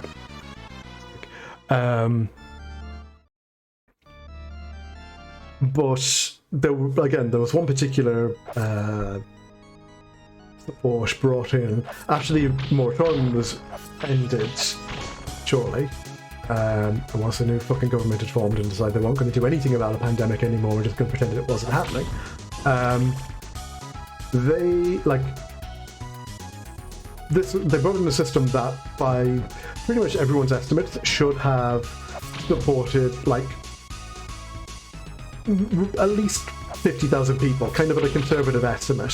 It should have been something that 50,000 people could have applied for, been immediately accepted to, and would have potentially helped that many people avoid falling into rent, or even being evicted, even in the case of rent arrears or something like that. As there was, I think the final numbers of people who actually applied for this thing were 129. That was it. 129 people out of an estimated, conservatively estimated 50,000 people who probably would have benefited from it. And that's a lot of the problems here of even when those systems exist and they're good and they're run well, a lot of the time people just don't fucking know about them because there's a lot of people with a vested interest in people not knowing about them, you know. Your landlord doesn't want you to know that you can avoid getting evicted. You know, your landlord who is let's say has not like say fully declared their income to revenue definitely doesn't want you going for financial support, which will require that stuff be declared to revenue and to local government. One of my housemates went to see a place about 3 weeks ago now, I think it was, maybe a bit more, and met the landlord, said they seemed alright, the property seemed nice enough. She wants to bring the cat with her, so she was like, kind of, you know, how are you with pet? Is pets okay and everything? Like, the landlord seemed absolutely fine. Second she mentioned, by the way, I've been pre-approved for, again, a very particular housing support payment. Guy just goes, no, not even talking anymore. We're kind of just done. And I know myself, from the last job, the only reason someone does that is because that's paperwork, and they are very clearly not declaring their income as a landlord to revenue. And like, there's plenty of fucking like, so that's the other reason then people don't go for the don't apply for the benefits they should get, which is because they are legitimately worried that it'll actually kind of put them out of stuff, like they won't get a property because the landlord will say no to them, which they will. A lot of them fucking will. A lot of them will then get taken to court because for that particular payment it's actually a discrimination case because it's discrimination based on income. But a lot of them don't fucking care because they got their money, and they'll just sell up if they have to, or transfer ownership to a different family member, and then suddenly that's the end of story with that property. Yeah. But yeah, so a lot of that shit happens as well. So even when systems do work, like there's like unemployment systems here, they're still a pain in the ass to go through. There's a lot of shitty forms to fill out and everything, but at least it's like it's manageable. It's a well, no, I should say it is manageable if you are me with English as the first language and full literacy and everything, and have people around you who will help you out if you get stuck with stuff. Which I need to put in context. Okay, I'm fucking finally back here. Just do not fall down the fucking pits. That's all I want to do. I just want to see the end of this level.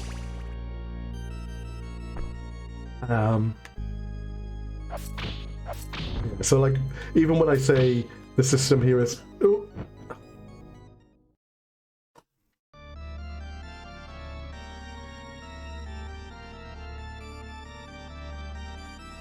Why don't I just use my fucking sub-weapons?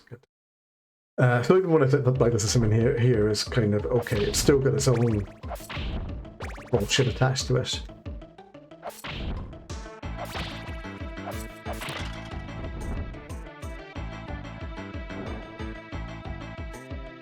I like a lot of that is like, so that's cultural as well. There was a period in the country's history, like very recent history, where the majority of housing was managed through the state, and then what happened was that you had a slightly richer middle class appear in the 90s who got sold the idea of home ownership as a requirement for like basically social progression, mostly by upper middle class and upper class people who could or capitalist class people who could sell people mortgages at an inflated rate, at inflated interest rates. But at a time when the economy was growing, so people were a bit less. Let's put these up here. Like, we're maybe a bit more convinced that the gravy chain was going to be ongoing, so they could pay for their, they could pay the slightly tough to manage mortgage, but you know, at some point they would get that raise and then be able to buy a bigger place and go into a more debt and blah blah. We basically got sold the idea of debt in the 90s as a good, got sold the idea of debt as a good thing in the 90s, and it very quickly like changed, kind of, you know, a lot of like a lot of culture, and especially. Yes, thank you, Seth, for reminding me this is not a history stream. I'm meant to be like, this is a video game stream. But yeah, it kind of changed like a lot of culture in this country to like where home ownership became like this de facto requirement, but also where like more than home ownership, property ownership. Oh yeah, far for the upper club. Yeah, very good. Was. And by property ownership, I mean investment, and by investment, I mean scalping, was a like good thing to be doing, or like a wise thing to be doing, and was clearly not having any negative impact on the country whatsoever. And that's now kind of become the culture for the last 30 years, to the point where people whose families grew up in like social housing for years are now suddenly turning their nose up at people who do like look for housing support, or you know, or who are accustomed to using them, because that's just what their fucking families grow up, you know, at the moment. Like, and it's fucking wild, because you've got now like you've kind of got like three kinds of distinct like kind of groups within, you know, let's say kind of my, like growing up, let's say my family's income bracket, or you know, family one exactly, like my family weren't doing badly, but we never, like, it was about 2001 when I was maybe 13 or 14, where I'd say we, you know, I think they were, you know, my parents both felt like fairly financially comfortable. No, that said, they owned, you know, they you know, they had a mortgage on a place, and because of the way things were, because of the way the mortgages were when they bought their house, you know, they did not pay a ridiculous amount of money, or they did not pay, their mortgage was not ridiculously inflated like later mortgages would be.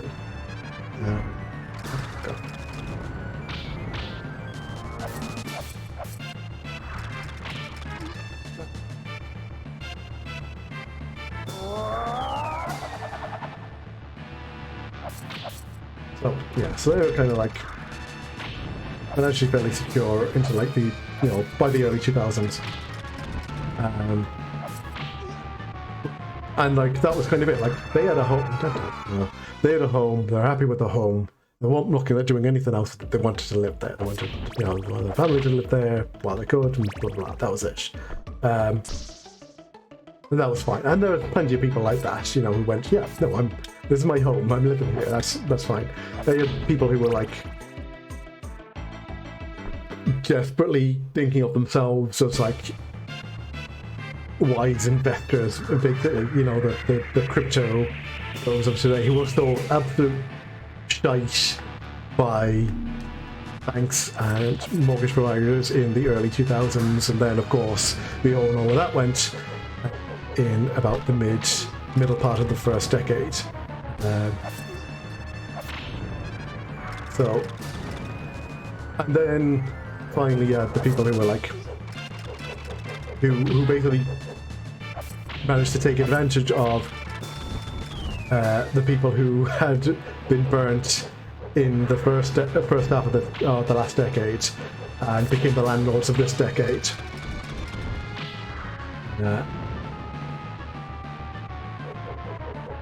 And now, as a lot of them suddenly find that basically as more people have become landlords, there's actually more, like, the thing is here, there's actually like there's some like not bad regulations on landlords here. They're just very infrequently and sporadically enforced.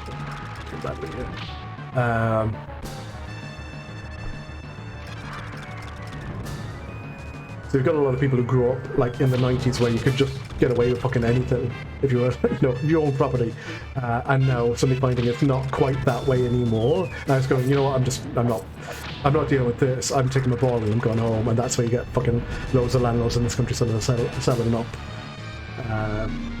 Because it is, it's a seller's market at the moment. So, damn it. So it's kind of bad for everyone, really. Well, bad for everyone except fucking landlords.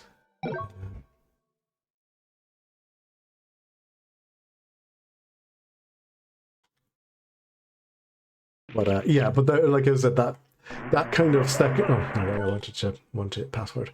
That kind of second group I was talking about, the folks who like got into a lot of debt at that time and then didn't quite make it through.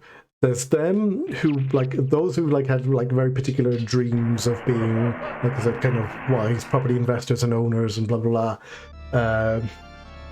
And then the folks who actually did have the money at the time, who did become perpetual property scalpers and everything. They kind of kept going with this narrative of if you're not owning property by your whatever age they decide it is tomorrow, clearly there's a failure there of you or blah blah blah. As they continue to hoover up property to put up for rental, so people can no longer afford property. So it became this perpetuating cycle of the folks who made money during the 90s especially, or more importantly their kids, became the beneficiaries of the struggles of people in the early 2000s, and then became the perpetual scumlords of the day. Now we end up in a situation where they're the ones who very often control who control narrative around housing and homelessness and things like that, and suddenly we are back to talking about not only homelessness as a moral failing, but relying on or requiring government support and stuff like that as a moral failing. You typically see oh, take a time crash. You see some folks. Yeah. You definitely see people talking about well, why are you relying on rent supplemental HAP or any of these other supports? Because clearly you should just be able to pick yourself up by your bootstraps and pay more rent or save for a mortgage and stuff when my parents bought their house, that mortgage was 60 grand.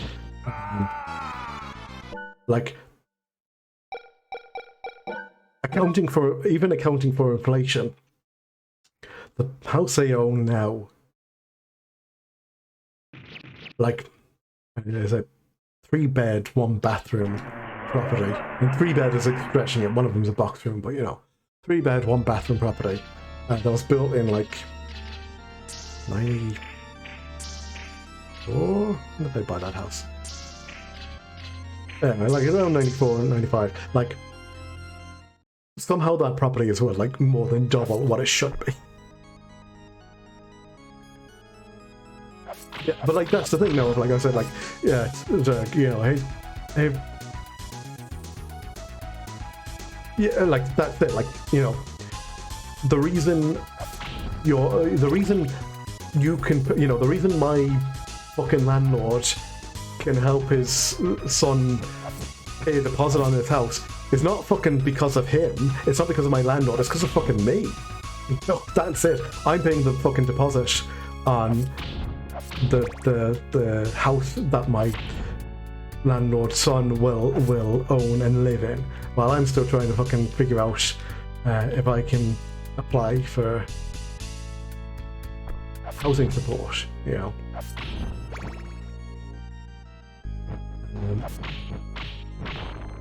and that my parents got their property at a ridiculous. What it was even what even kind of then would have been like a relatively cheap, purchase, that is unthinkable of today. Like literally, none of the institutions that made that property available to them exist anymore. As in, like, it's.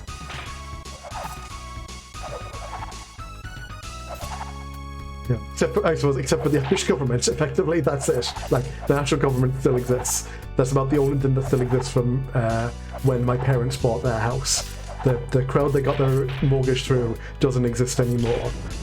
The public body that supplemented mortgages in the early 90s doesn't exist anymore. The organization that built those properties doesn't exist anymore. All sorts of, like, and it's like. So it's like, where, you know, well, so what am I meant to do, you know?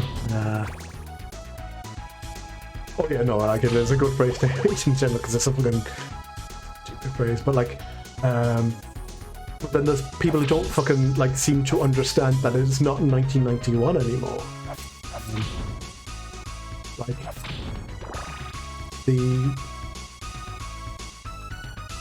Like, I will never be in my parents' shoes, because it will never be 1991 again.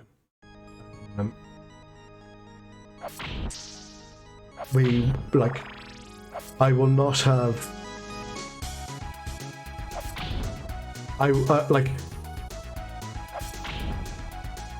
When my parents bought their house, my dad had been at his job maybe 5 years at that point. I think that's about that. I think that sounds about right. I might be slightly wrong on that. I don't even think my mum might have not been like working full time at that point either. So like, that was a house that they could buy on like 1.5, you know, incomes, one of a better term, and raise 3 kids in fairly comfortably. Up until the point when in the like I said, they hit a point where the two of them were like working, not always full time, but at least like, you know, the two of them together were working enough, and like they paid that mortgage off. I think it was in like 2010 or something. So it didn't even last 30 years. My dad would have been. He would have been in his mid 40s, let's say, and between himself and my mom would have owned outright. No, not they had a mortgage. They owned a home outright, and I try to imagine what that would be like, because. No, that's not right. Hold on, I'm doing the maths wrong. Why? No, no.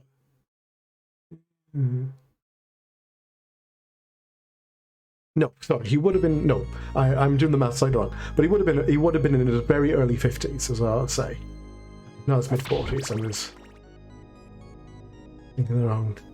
That's like confused there, but like, that's still like. How the fuck do I know who's going to own the house? There are. Let's put it this way. I know three people who own their own homes. Are like 3 people my age who currently, let's say, have mortgages on properties. 2 of them live in. Two of them are married couples living in the UK, where there are. Where, for fuck's sake, I don't want to go down here. Fine, I'll try it again.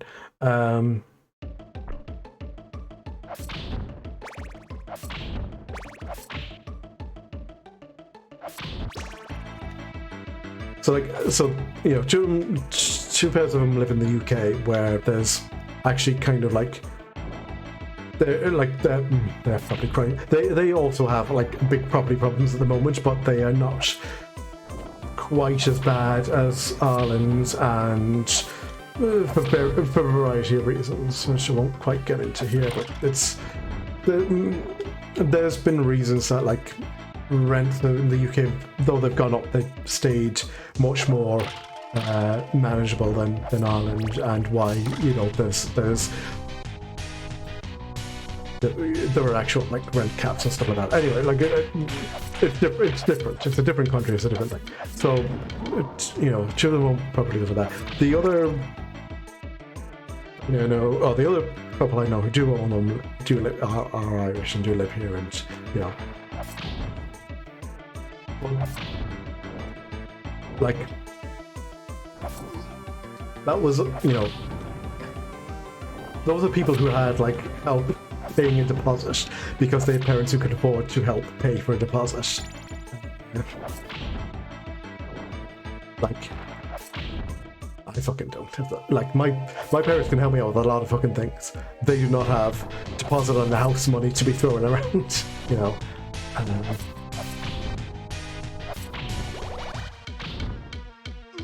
It is a morbid but true statement. The closest I will get to possibly owning a house in my lifetime is if my parents leave me the entirety of theirs in their wills.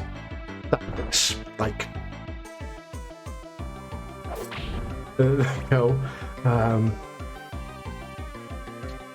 that's where, you know, that's where things are at the moment, and that's where they are for a lot of people. Like even the folks I know in the UK, two of them are doctors, fairly well paid doctors. Like, they're not paid well because they're doctors, because doctors are not paid well anywhere, but they are particularly well paid.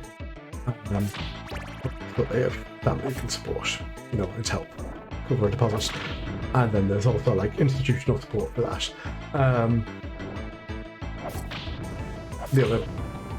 The others work for. The other two have very well-paying jobs in engineering-related fields.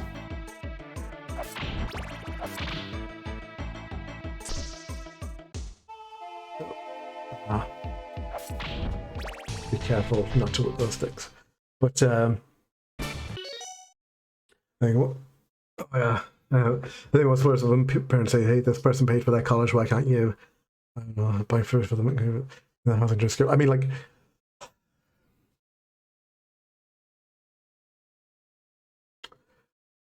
I definitely like. Yeah, I've known people. You know, I've definitely known people in that situation as well who've like gone. I'm, you know, trying to get support. Like I said, that's why I know I'm lucky. My parents are like generally supportive.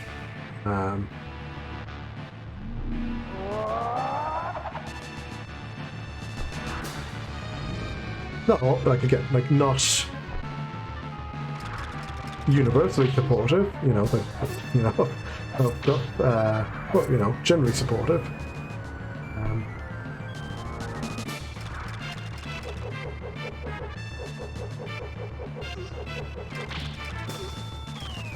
But no.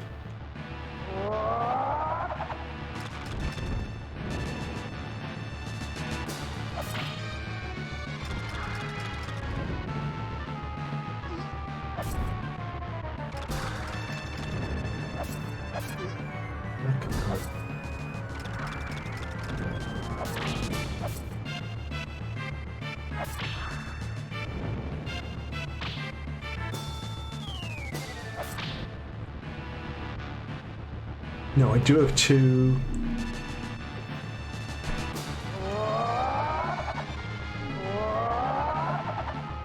Oh, damn, I said that big. Enough to kill. No! Oh! God damn. Okay. But yeah, like, I think.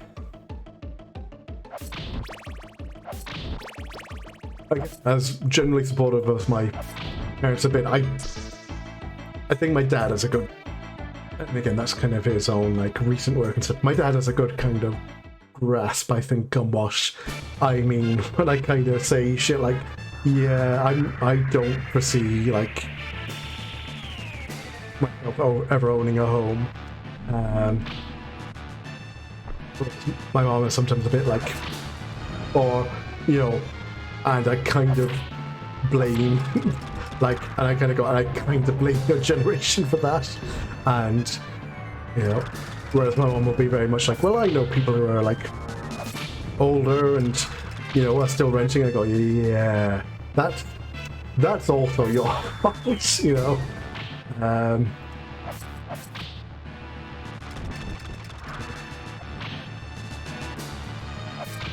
Just because the victims look like the perpetrators doesn't mean that they're not also victims, or that they can't also be perpetrators.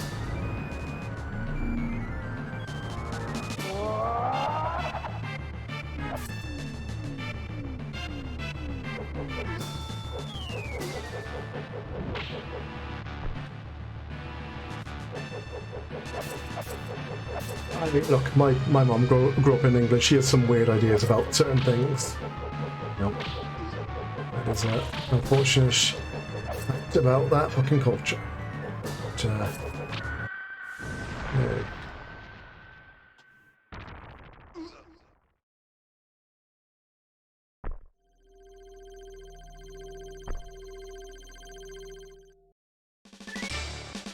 But, okay, well, I still haven't seen the boss of stage 3. Let's move on. What time is it? Yeah, we'll keep going for a little bit.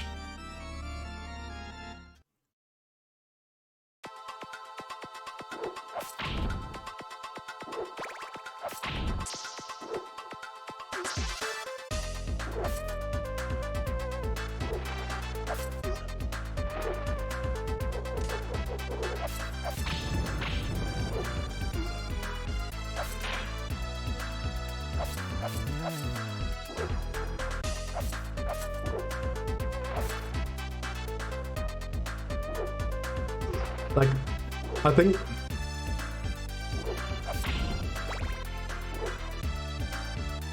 I was like I was saying, I think once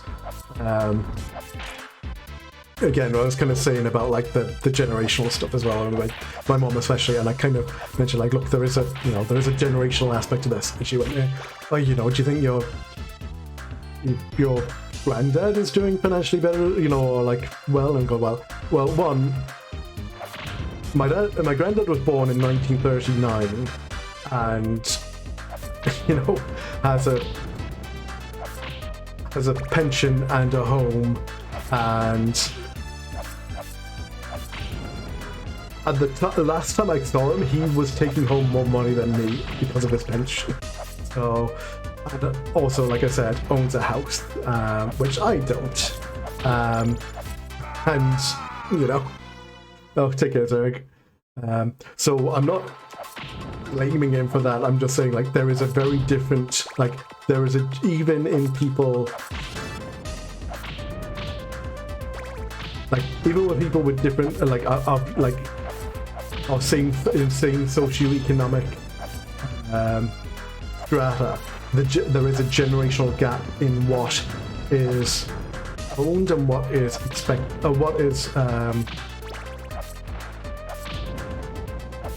this is, what's owned, basically, like, like in Ireland, the average property owner is getting older. It's not because older people are buying properties, it's because younger people can't afford to buy. And the owners are just aging, that's it. They're Fleeman now, so come on, surely you know Castlevania law. Like, that's not saying that, like, people who are older own property. It's like, no, people who don't own property don't tend to live a certain age. And statistically speaking, you are probably, like, once you hit a certain age and don't own your own home, you are just more likely to be dead. And that's just the long and short of it. So part of the reason property owners are on average getting older is because, the younger people can't afford to buy. The other reason property owners are getting older is because the ones who don't own property are, they're fucking dead. That's it. That's long and short of it, really. those fucking birds. Oh.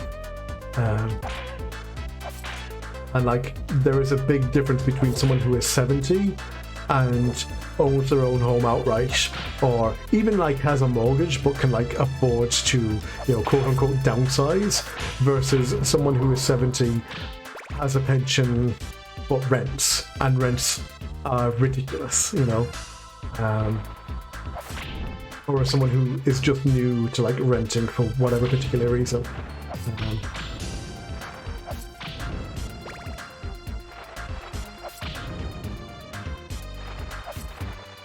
I remember, this was when I was at the last job, I remember talking to someone who was talking about, like, the gentleman who was probably like, I think he was saying, he was either at retirement age or was going to be soon retiring. He was telling me about it, and he did own his own home, or at least, again, he had a mortgage on a place, whatever the situation was, but he had some property in which he was currently living, but wasn't, like, he didn't have family anymore there or anything or whatever, and he was like going, well, I'm considering, and this is what he was talking about at the time, like renting a property myself that's smaller and more affordable, and just letting out my old house as a, you know, renting it out for people.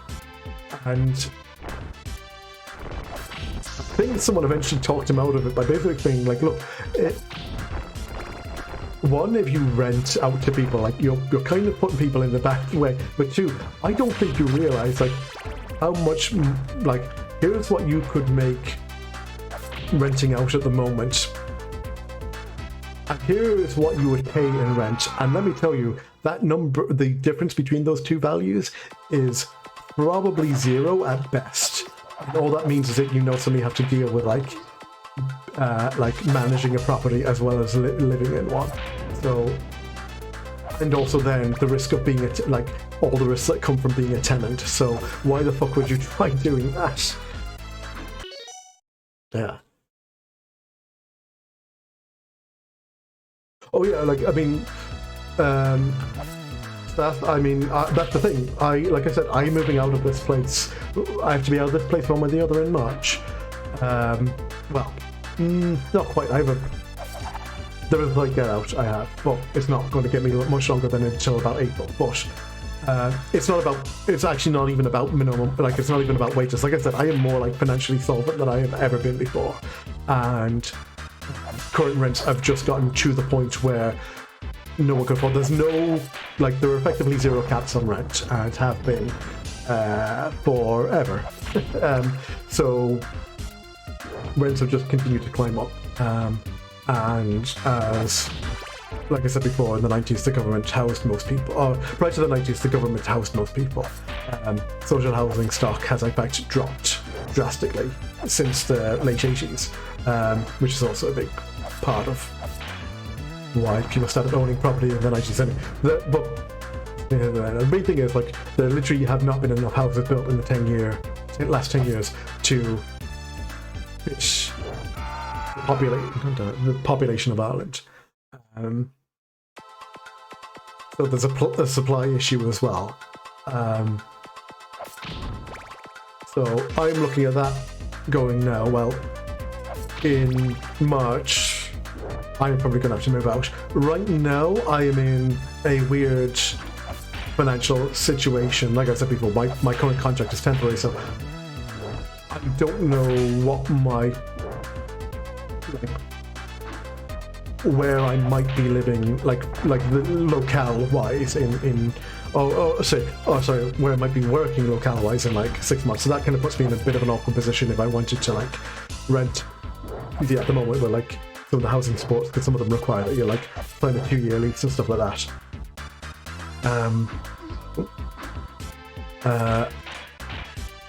So, you know, if I'm not living it, if I couldn't commute from, if I couldn't commute from a residence that I got because of that, and that meant that I couldn't take a job and everything, that puts me about. It's kind of, I'm in a bit of an awkward situation, but it's like my literal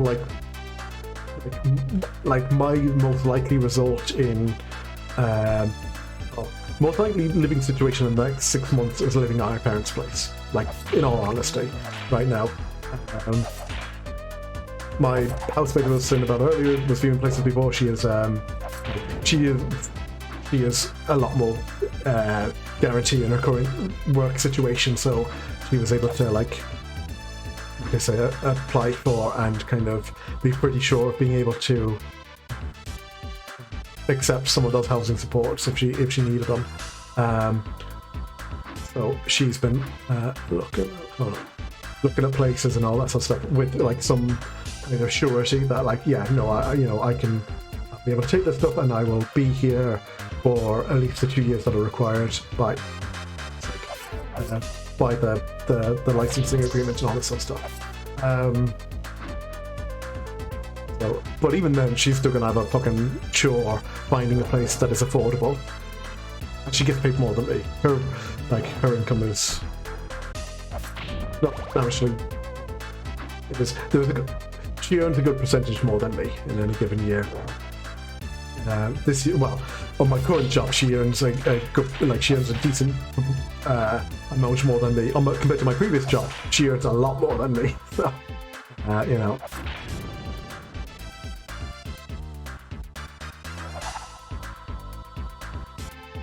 And again, even then,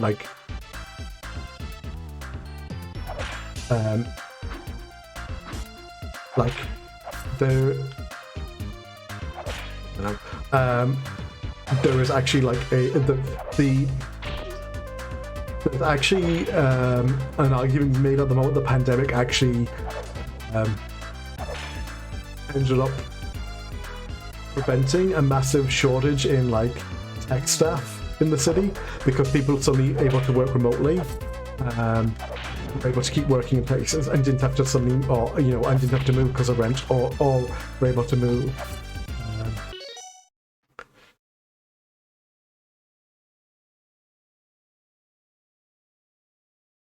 Yes, you see apartments pop up more. Yeah, well, so that's the other thing here, and the reason apartments pop up in Ireland is because houses have very strict regulations around them. Apartments traditionally were typically social housing or public housing, so they had their own. So almost all regulations around them were based on the assumption that local government and stuff would be building them in perpetuity. So regulations are more about who they could rent and sell and all that sort of stuff too.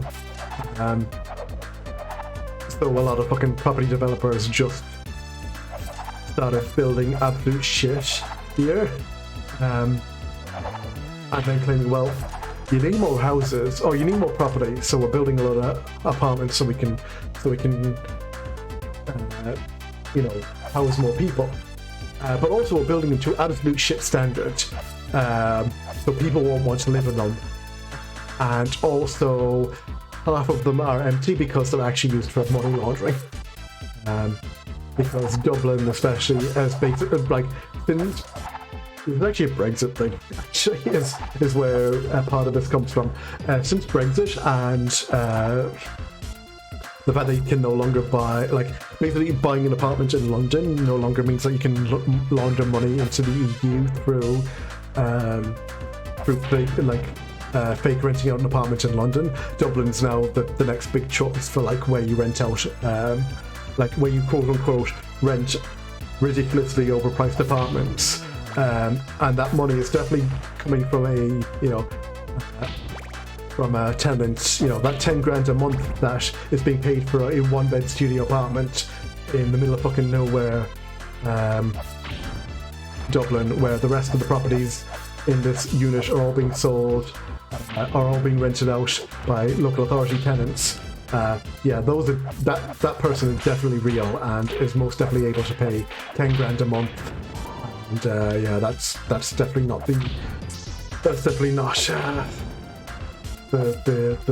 profits of criminal money laundering or anything like that. So those are the two reasons apartments are growing here, because there's fuck all regulations around them, and they're just used for laundering money.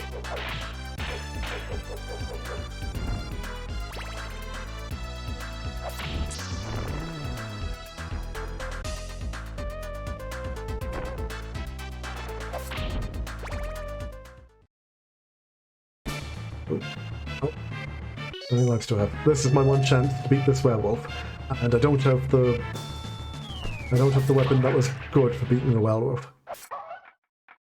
I don't know that this does anything. Fuck, I mean.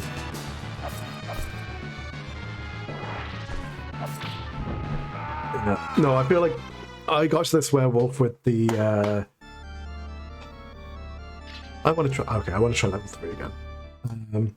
I got to a werewolf with the holy water before, and that actually made it like manageable. So I want to just see the boss of level 3. I want to see the boss of level 3. All right, you know what I'm gonna do? What time is it? I probably have about. I probably have time enough to run through this, but I'm just going to use the save state and rewind and stuff. I just want to see this boss. I just want to see what it's like. So if I fall, I'm just going to fucking rewind. I don't care. I'll continue with my like attempt to actually beat these levels legit the next time. I'll just continue from level 5. I got about halfway through. Dracula's pretty okay.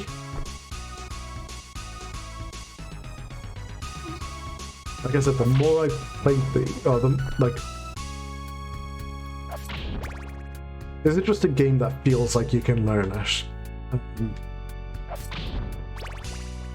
Like even if I'm not actually learning it or doing well, it still feels like I'm actually like getting like.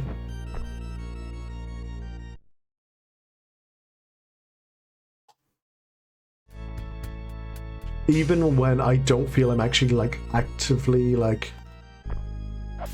learning it, it still feels like this is something I can, you know, work on or improve or like, you know, or just figure out a pattern. Like the necromancer boss by the end, I feel like I was getting all right on. But like, I think really the bosses are kind of like, well, maybe it's not weird that the bosses are the bits I actually kind of find the most tolerable because there's no platforming involved with the bosses. You know, the platforming is the stuff I typically find, you know, I'm not good at or don't as much enjoy in these sort of games. So.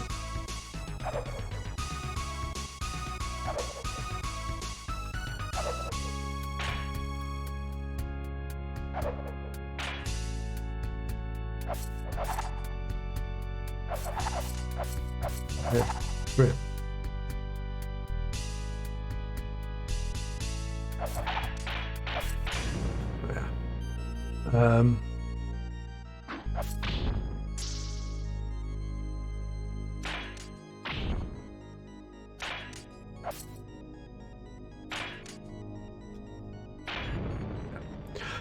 So anyway, yeah, so that was long and short of why I don't think I'll ever own a house or an apartment or anything. Maybe I can buy a caravan.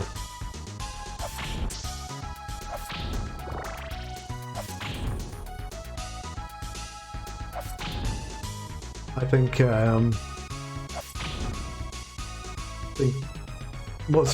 was Jan on either the Bombcast or the new old voicemail podcast was talking about like seeing families and stuff live in RVs in the Bay Area now.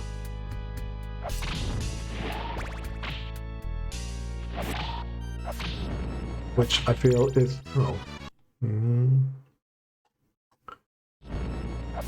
which I kind of feel if they were maybe things that were more common here, you'd actually be seeing a bit.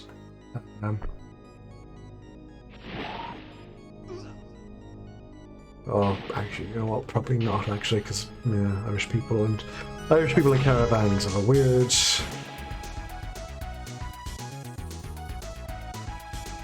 Weird and fucking bad relationship. I should say settled Irish people.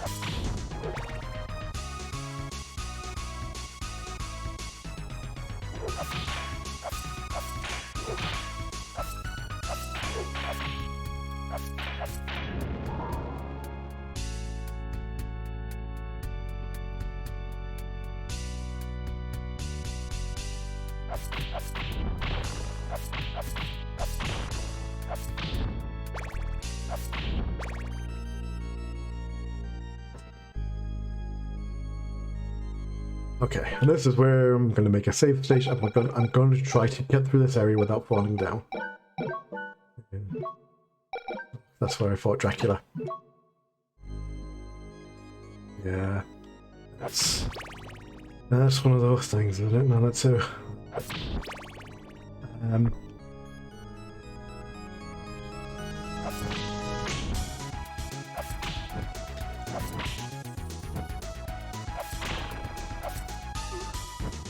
like that in particular just feels like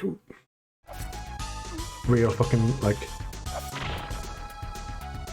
You know, I don't think I'm going to be able to afford a house, but I can afford a, yeah, I can afford a car, and that's just going to have to do me.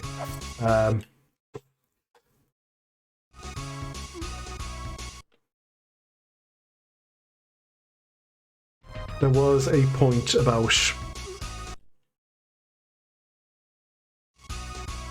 let's say 12 years ago, I had a job that did not pay very well, but because of the, let's say, the way things were at the time, this was post-crash and everything, I theoretically had saved enough money to, I suppose, well, I mean, I probably had enough money at the time to, like, put a deposit on a house or something.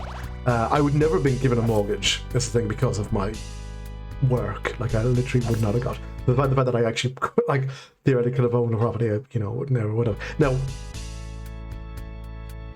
I know other people at the time who also had that money and also then had, you know, jobs which afforded them a mortgage and ended up becoming fucking landlords because even though they got the mortgage on the place, stuff, you know, ended up going bad enough that they ended up just renting the places out, and very often, like,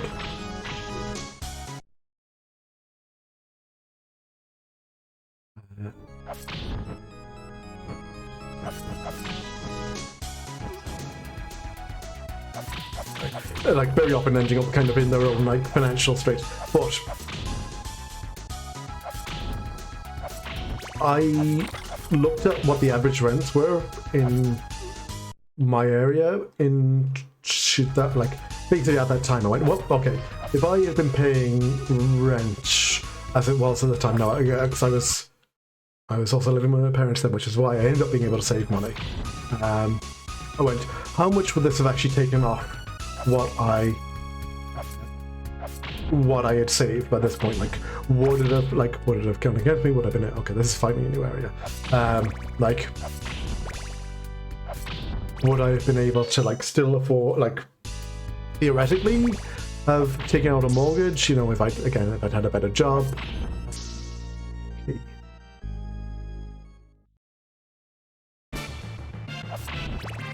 Okay.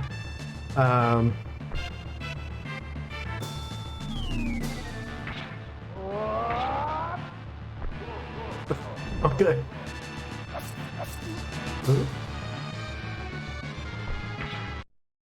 He makes me go glowy as well. So I realized I should have created a save before I went in there.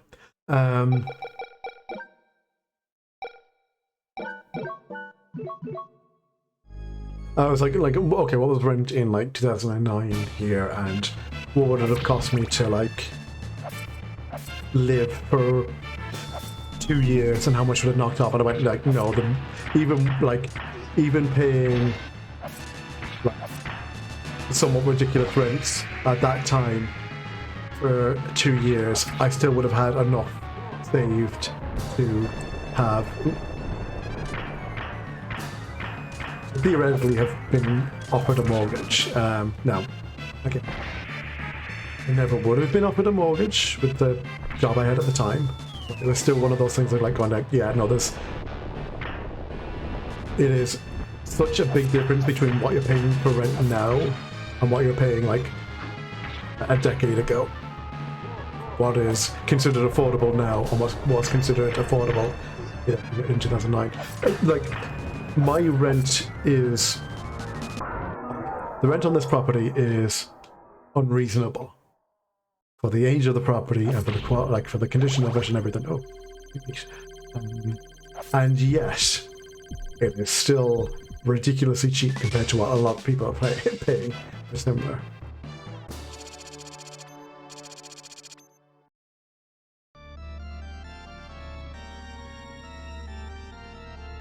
Okay, now we see actual stage 4. Oh, alright. Okay, maybe I'll just keep going for a minute. I just want to... This is all new. I thought I was just going to end up back in the last place again, or like a slightly different version of it. Nope. Oh, I don't know what the key is for. Key! Key! And punch with the key. Key. Gee. He has no range, but it fucking hits quick.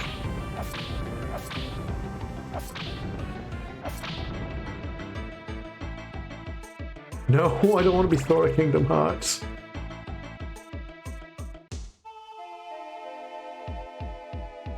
Nope. I'm the other Smash Brothers character. Richter Bell? I can't remember. This is Richter, right? I don't even know if Richter Belmont is in Smash. It might just be Simon and Trevor.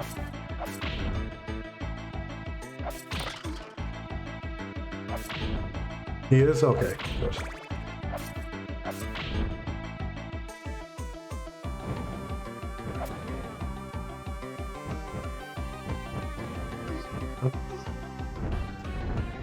Hold on, How did I... To do?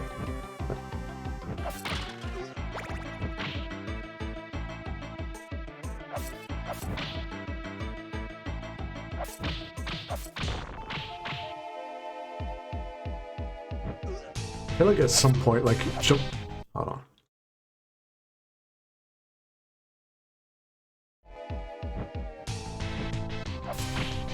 I feel like at some point jumping on these bone head things is going to be like into a secret or something. Well, not right now, it seems. Oh well.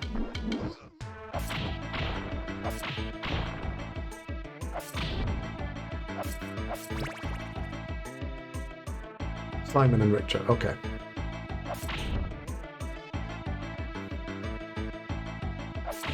I guess I'm just going to assume Trevor, because he's the one from the show, isn't he?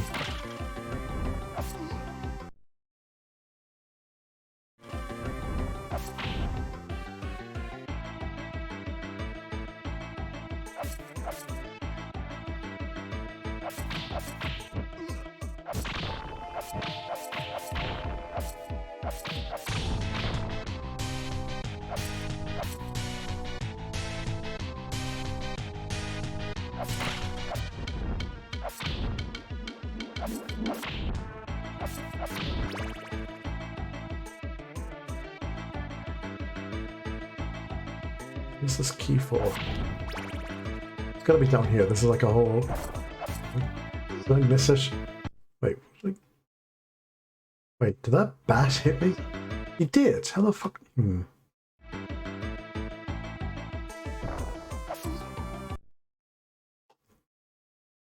I mean, I know he's not in as many games, but you know, he's a name. Yeah, it's like a brand name. Fire killer.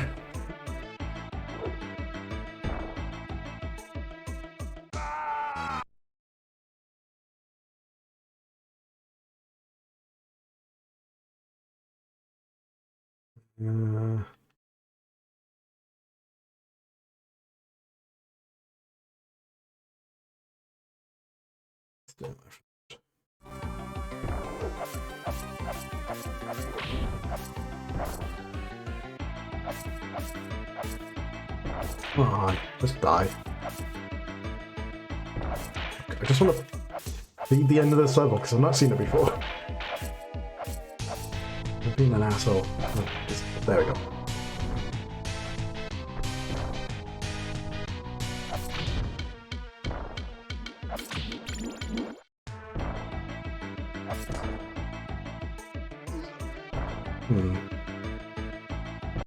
I got my health back on that.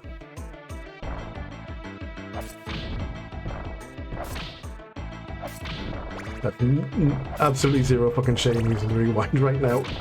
I did my...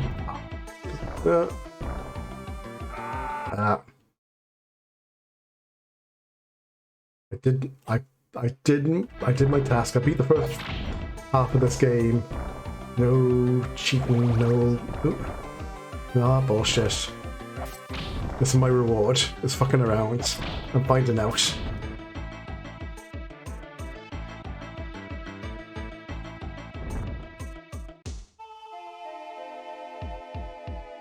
Still want to figure out what this kind of... Oh.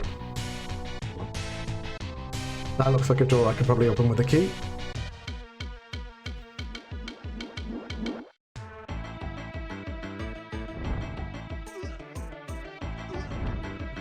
Off. Ah.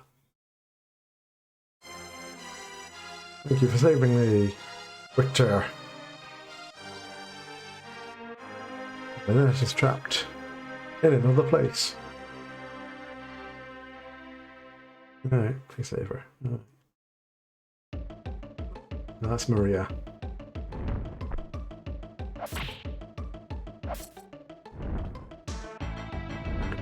Still have my key. That's nice.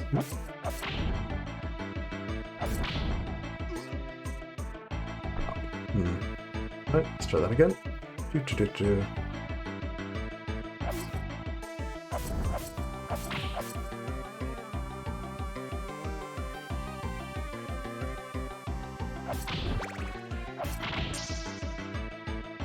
So I still need the key.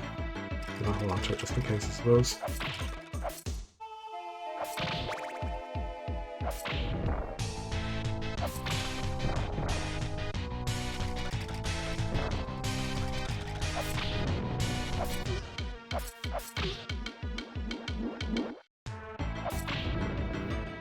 No, I can't.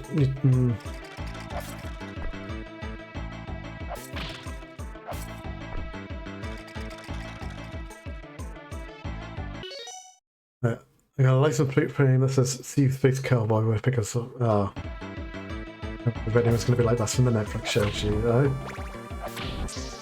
hope not.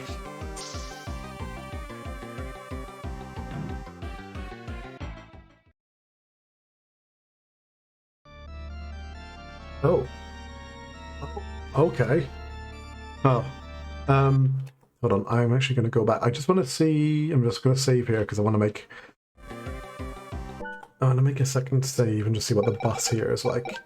I also want to see what's over there. So let's go do a boss fight. I assume there's going to be a boss. Yep. Oh, Minotaur. Hello.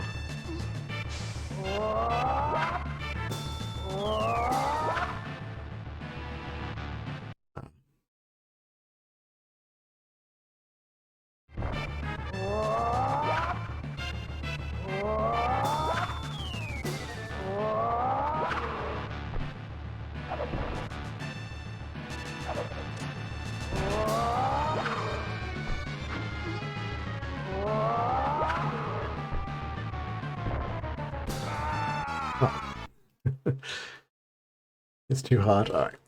Yeah.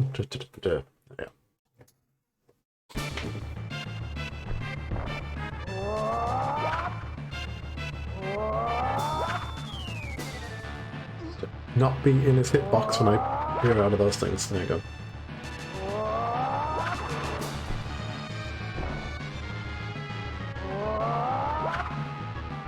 No.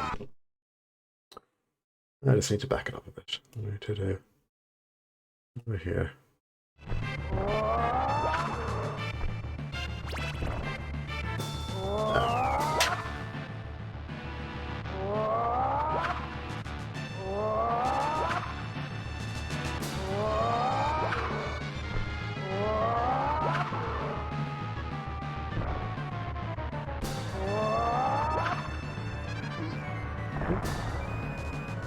Alright.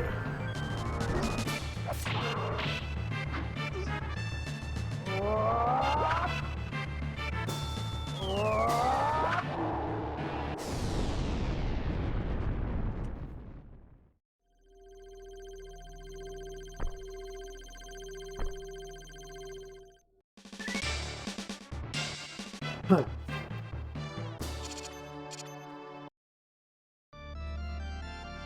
And he's gone to regular stage 5, which was... This. Okay, that's fine. Alright, so look. So a new boss. I like in the so far with VD. I've said a few times, I don't like platformers generally. And I was getting frustrated with this game yesterday, and yet I'm back playing it again today. So I feel like that's a decent sign for it. Now I'm again like, so this was the thing. Yesterday I played entirely through like taking advantage of save states and everything, which I didn't today up until right now, where I went, actually let me see what this whole like, I found a key. Like I got to the stage 4, you can, you know, split into 2 areas if you fall down a pit. I kept falling down the pit, so I never saw what the boss of stage 4 was like. And then when I got there, there was a key. And then when I beat stage 4, it brought me to a different stage 5, which had not been to before. Brought me to stage 3, and I got brought to a different stage 4, which I've not seen before. And then I saved in that. And now I get frustrated playing the game. Well, I mean, to me as well, it's like this was like this is the first like non-Metroidvania Castlevania game I've played, so I you know, I was expecting at least some frustration, but also again, I just don't play platformers very much, and I didn't grow up playing like SNES or NES. Wait, did I? Oh, okay. So it didn't. Sorry, sorry, I just need to check. Did that take away? Okay, no, it did just. Okay, that did just use up the key. All right, sorry. Check that. I suddenly realized I didn't have the key.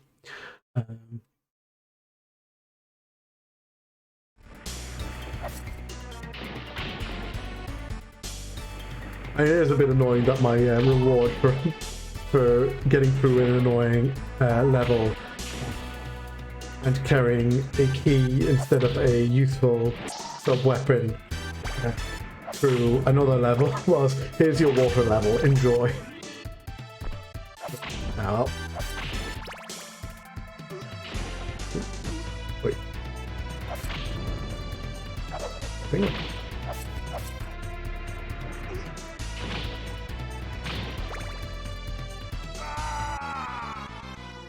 Do I care much about it being an inferior? Well, like, no, because I only care in the sense that, like, I missed my chance to buy a copy of that, because I got a Wii U, right when the Wii, Virtual Console shop was closing, and I wasn't I wasn't keeping up with, like, what was no longer going to be available and everything, so when I missed my chance to buy Rondo of Blood. No, if you mean would I prefer Rondo of Blood in this collection, I think it's weird because I also feel like this is a fucking odd game just to stick in this collection. It makes no sense really. Why is this a game on the fucking GBA Castlevania collection? Yeah, honestly, I probably would have actually preferred to be being honest, but then, you know, I don't know that that's exactly like an uncommon attitude, so.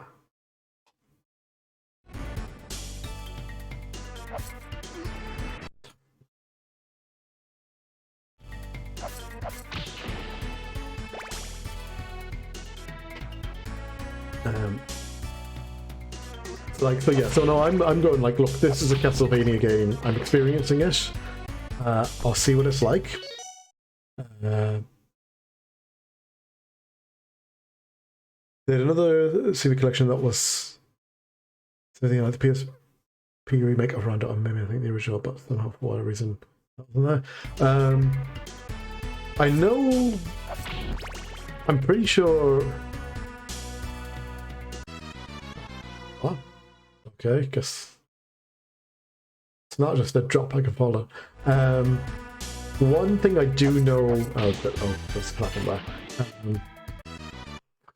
about this game, or I'm pretty sure it was like when they released this on the PSP, it had like, there's a special version of it, and it had like Symphony of the Night as a special unlock or something on it.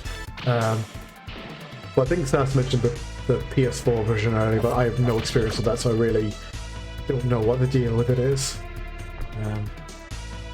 I mean, I would like to have Rondo because that looks like a neat game. I saw them play it on Giant Bomb when Vinny used to play the Castlevanias. Oh shit! The scrolling. I need to be careful. But like,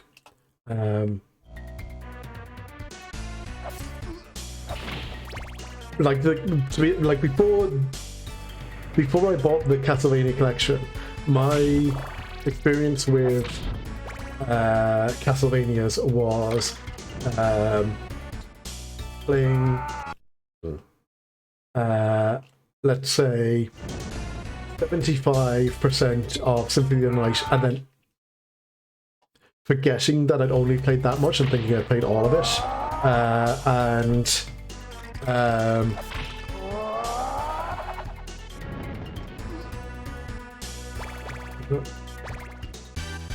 I'm playing Bloodstained. That's it. I was gonna say to do this yesterday, like part of it is like, one, I don't like, I was never much of a platformer person. I just didn't play SNES or didn't realize that won't help. SNES or NES platformers. So I kind of have no real like gauge for this one, except like the actual like stiffness and kind of deliberate nature of it. I'm actually kind of described before as it feels solvable. Like it feels like it's kind of nearly a puzzle game. Like there's an optimal way to get through this, and all you need to do is like figure it out and learn it. And then about that, like, look, that's it. Like I've played Dark Souls. I know how sometimes you just need to fucking go into a boss and try it a few times until you actually finally figure out what the trick is. The only thing that's kind of like throwing me off here is I expected this to be entirely linear. I didn't know there was going to be a like split path or anything in this game.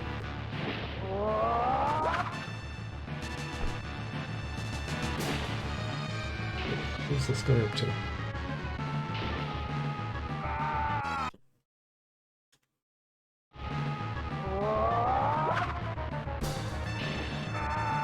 Guess this isn't the weapon for him.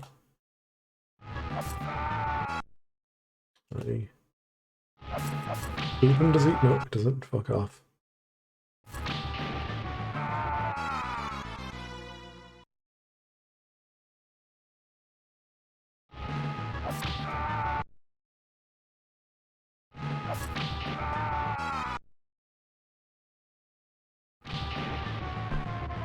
Yes, it's. Oh. We kind of moves as he goes along nicely. Can I hit him in double jump? Oh. You're here. I can't. Okay.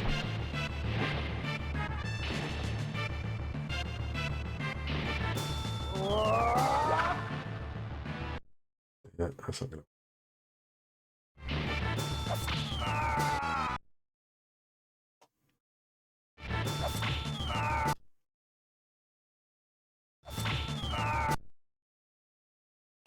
Kind of just need to know when he's like accurately predict when he's going to arrive on screen. Because he kind of just needs to jump out of the way.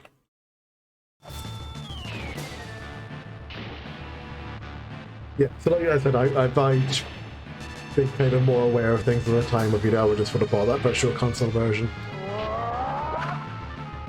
I'm pretty sure it's actually the one that played at Giant Bomb, so I know that at least has some Decent pedigree.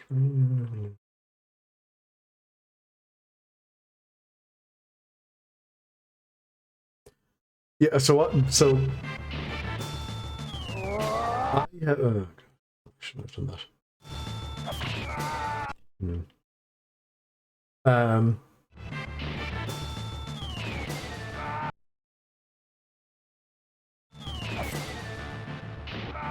So I think with so I also bought the original Castlevania collection thing when that came out on PC, so I do have that as well.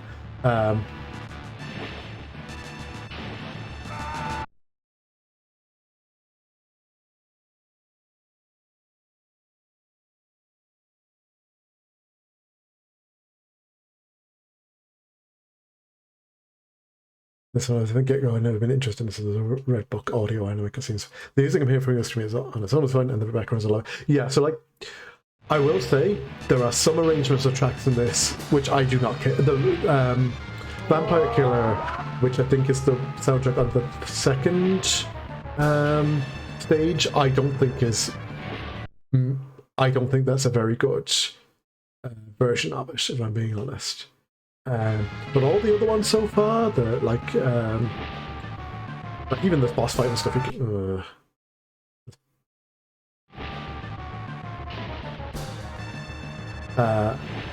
like, I think that's all pretty good.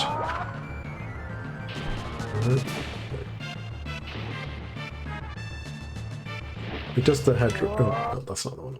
But just the head race thing, I'll just use it.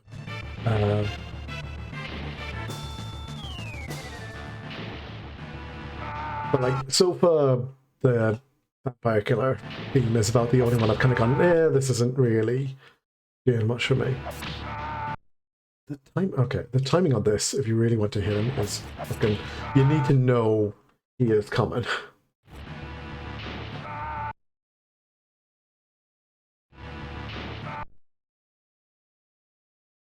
Are you just meant to like?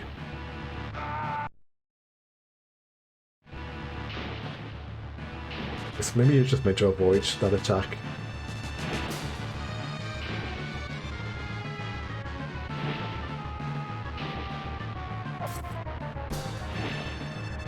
Yeah, this look, I kind of look. I did half this game without like abusing save states and stuff. So I'm still considering that a win. This is me fucking around and finding out. Because this is the other thing. Like, I didn't see the spot yesterday when I played it because I didn't do the like key thing.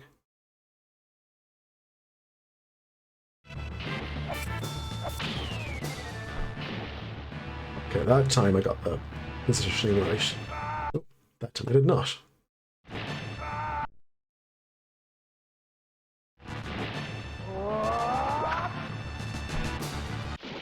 That time I hit.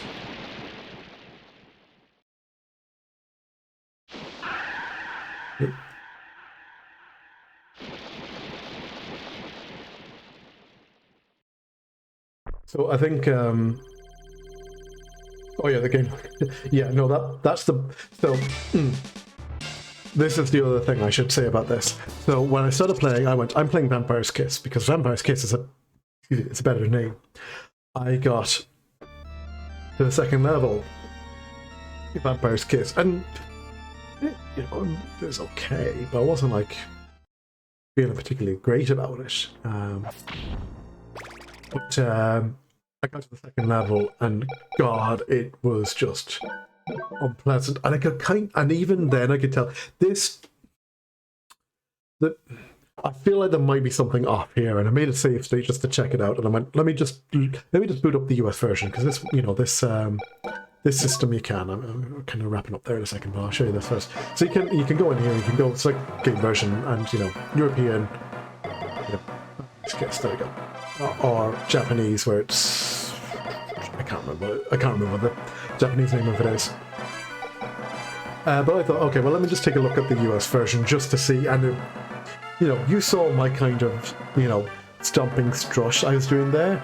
That felt like running. It was such a speed difference. It was bizarre. Oh, we can make playlists. But hold on, let me put on. This is literally the only one I'm kind of going, not mad about this, but you know, that's fine.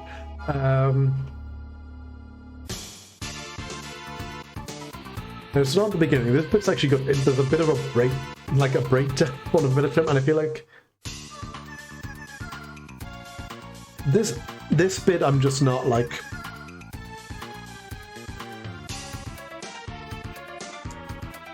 Like, it's just this particular bit of this track, and I'm kind of like, everything else, solid.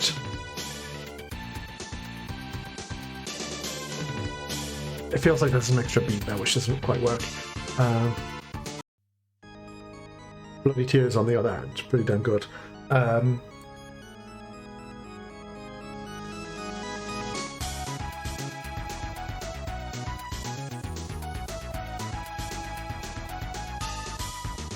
Yeah, so again, like I'm figuring out what I think of it. Like, well, yeah, it's kind of I suppose it is a kind of a work. I'm figuring out what I think of it.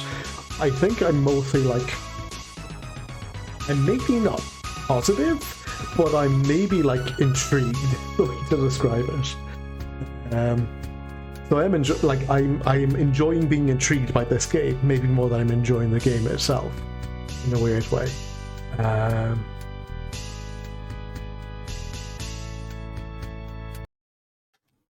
But let's play some bad music.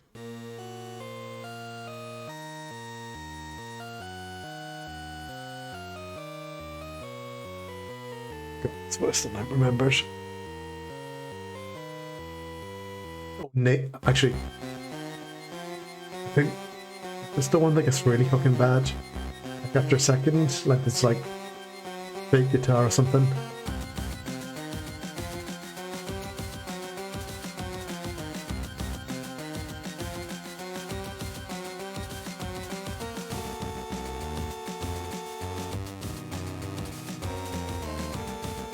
Yeah.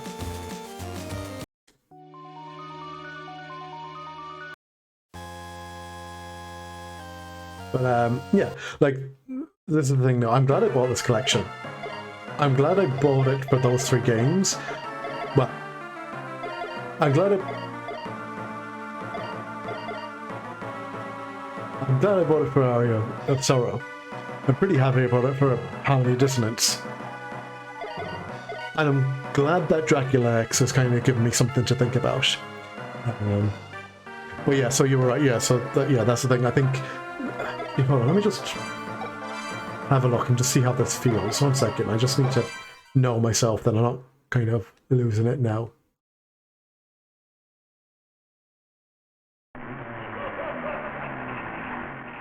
Now that's something the American version is kind of lacking. Is the cool, like, if you look here. But, oh yeah, look, you can see that, like, he's moving just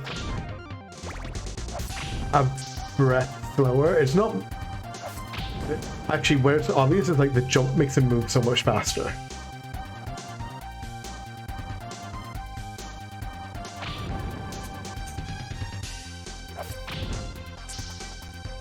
Well, so I got big in Europe because it's going fast elsewhere, meant in European moved at normal speed instead of molasses. I don't know. I think that was.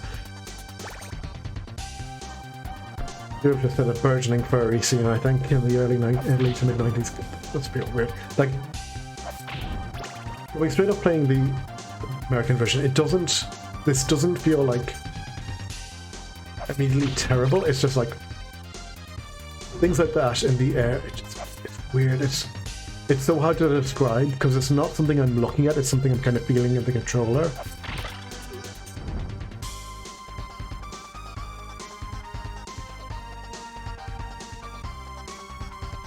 This is kind of like, it's just doing a bit of a stomp. Because if I, yeah, I do need to move out. Change to the US version.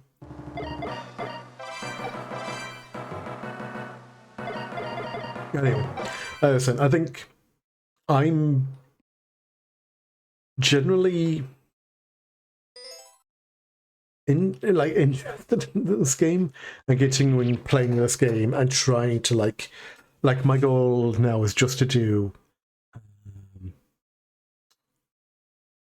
like beat the remaining 4 levels without doing any of the, you know, I'm gonna, when I come back next time, what I'll do first is I'll play the remaining 4 levels without using the save states or anything, and then I'm gonna go and finish off the one where I save stated there, and that'll be kind of my attempt to do the good ending.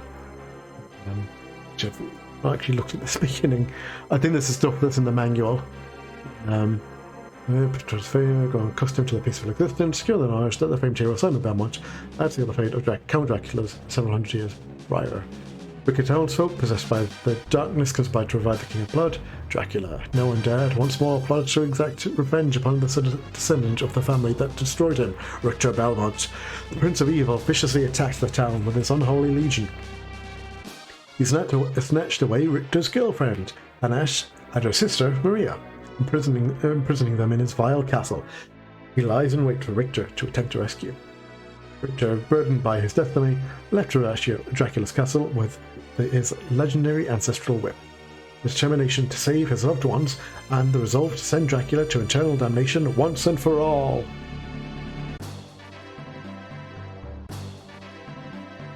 There he is. That's the stance.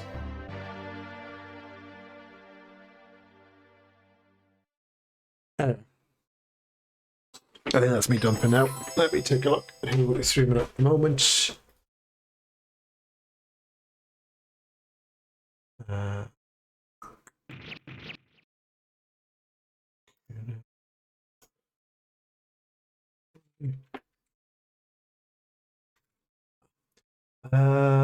Oh, Barley. Oh, I'm playing Earthbound. Is she playing the Japanese version of it? I don't want to have a quick look.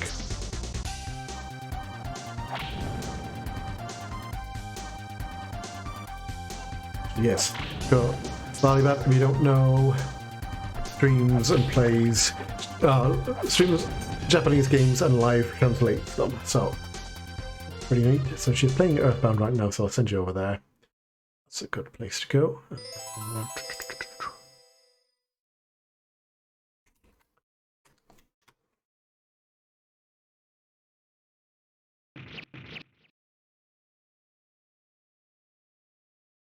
So, I'll see. I might do. If I get a chance, I'm going to stream this tomorrow. If I don't get a chance, I might not be able to stream until next week. I need to figure out horror stuff with Zoe. And then after that, stuff's kind of a little up in the air at the moment. But look, I'll figure out what I'm getting to. We'll do some more streaming at some point. But for the moment, pop on over, watch Barley play and live translate Earthbound. And I'll see you all later. Take care, everyone. Bye.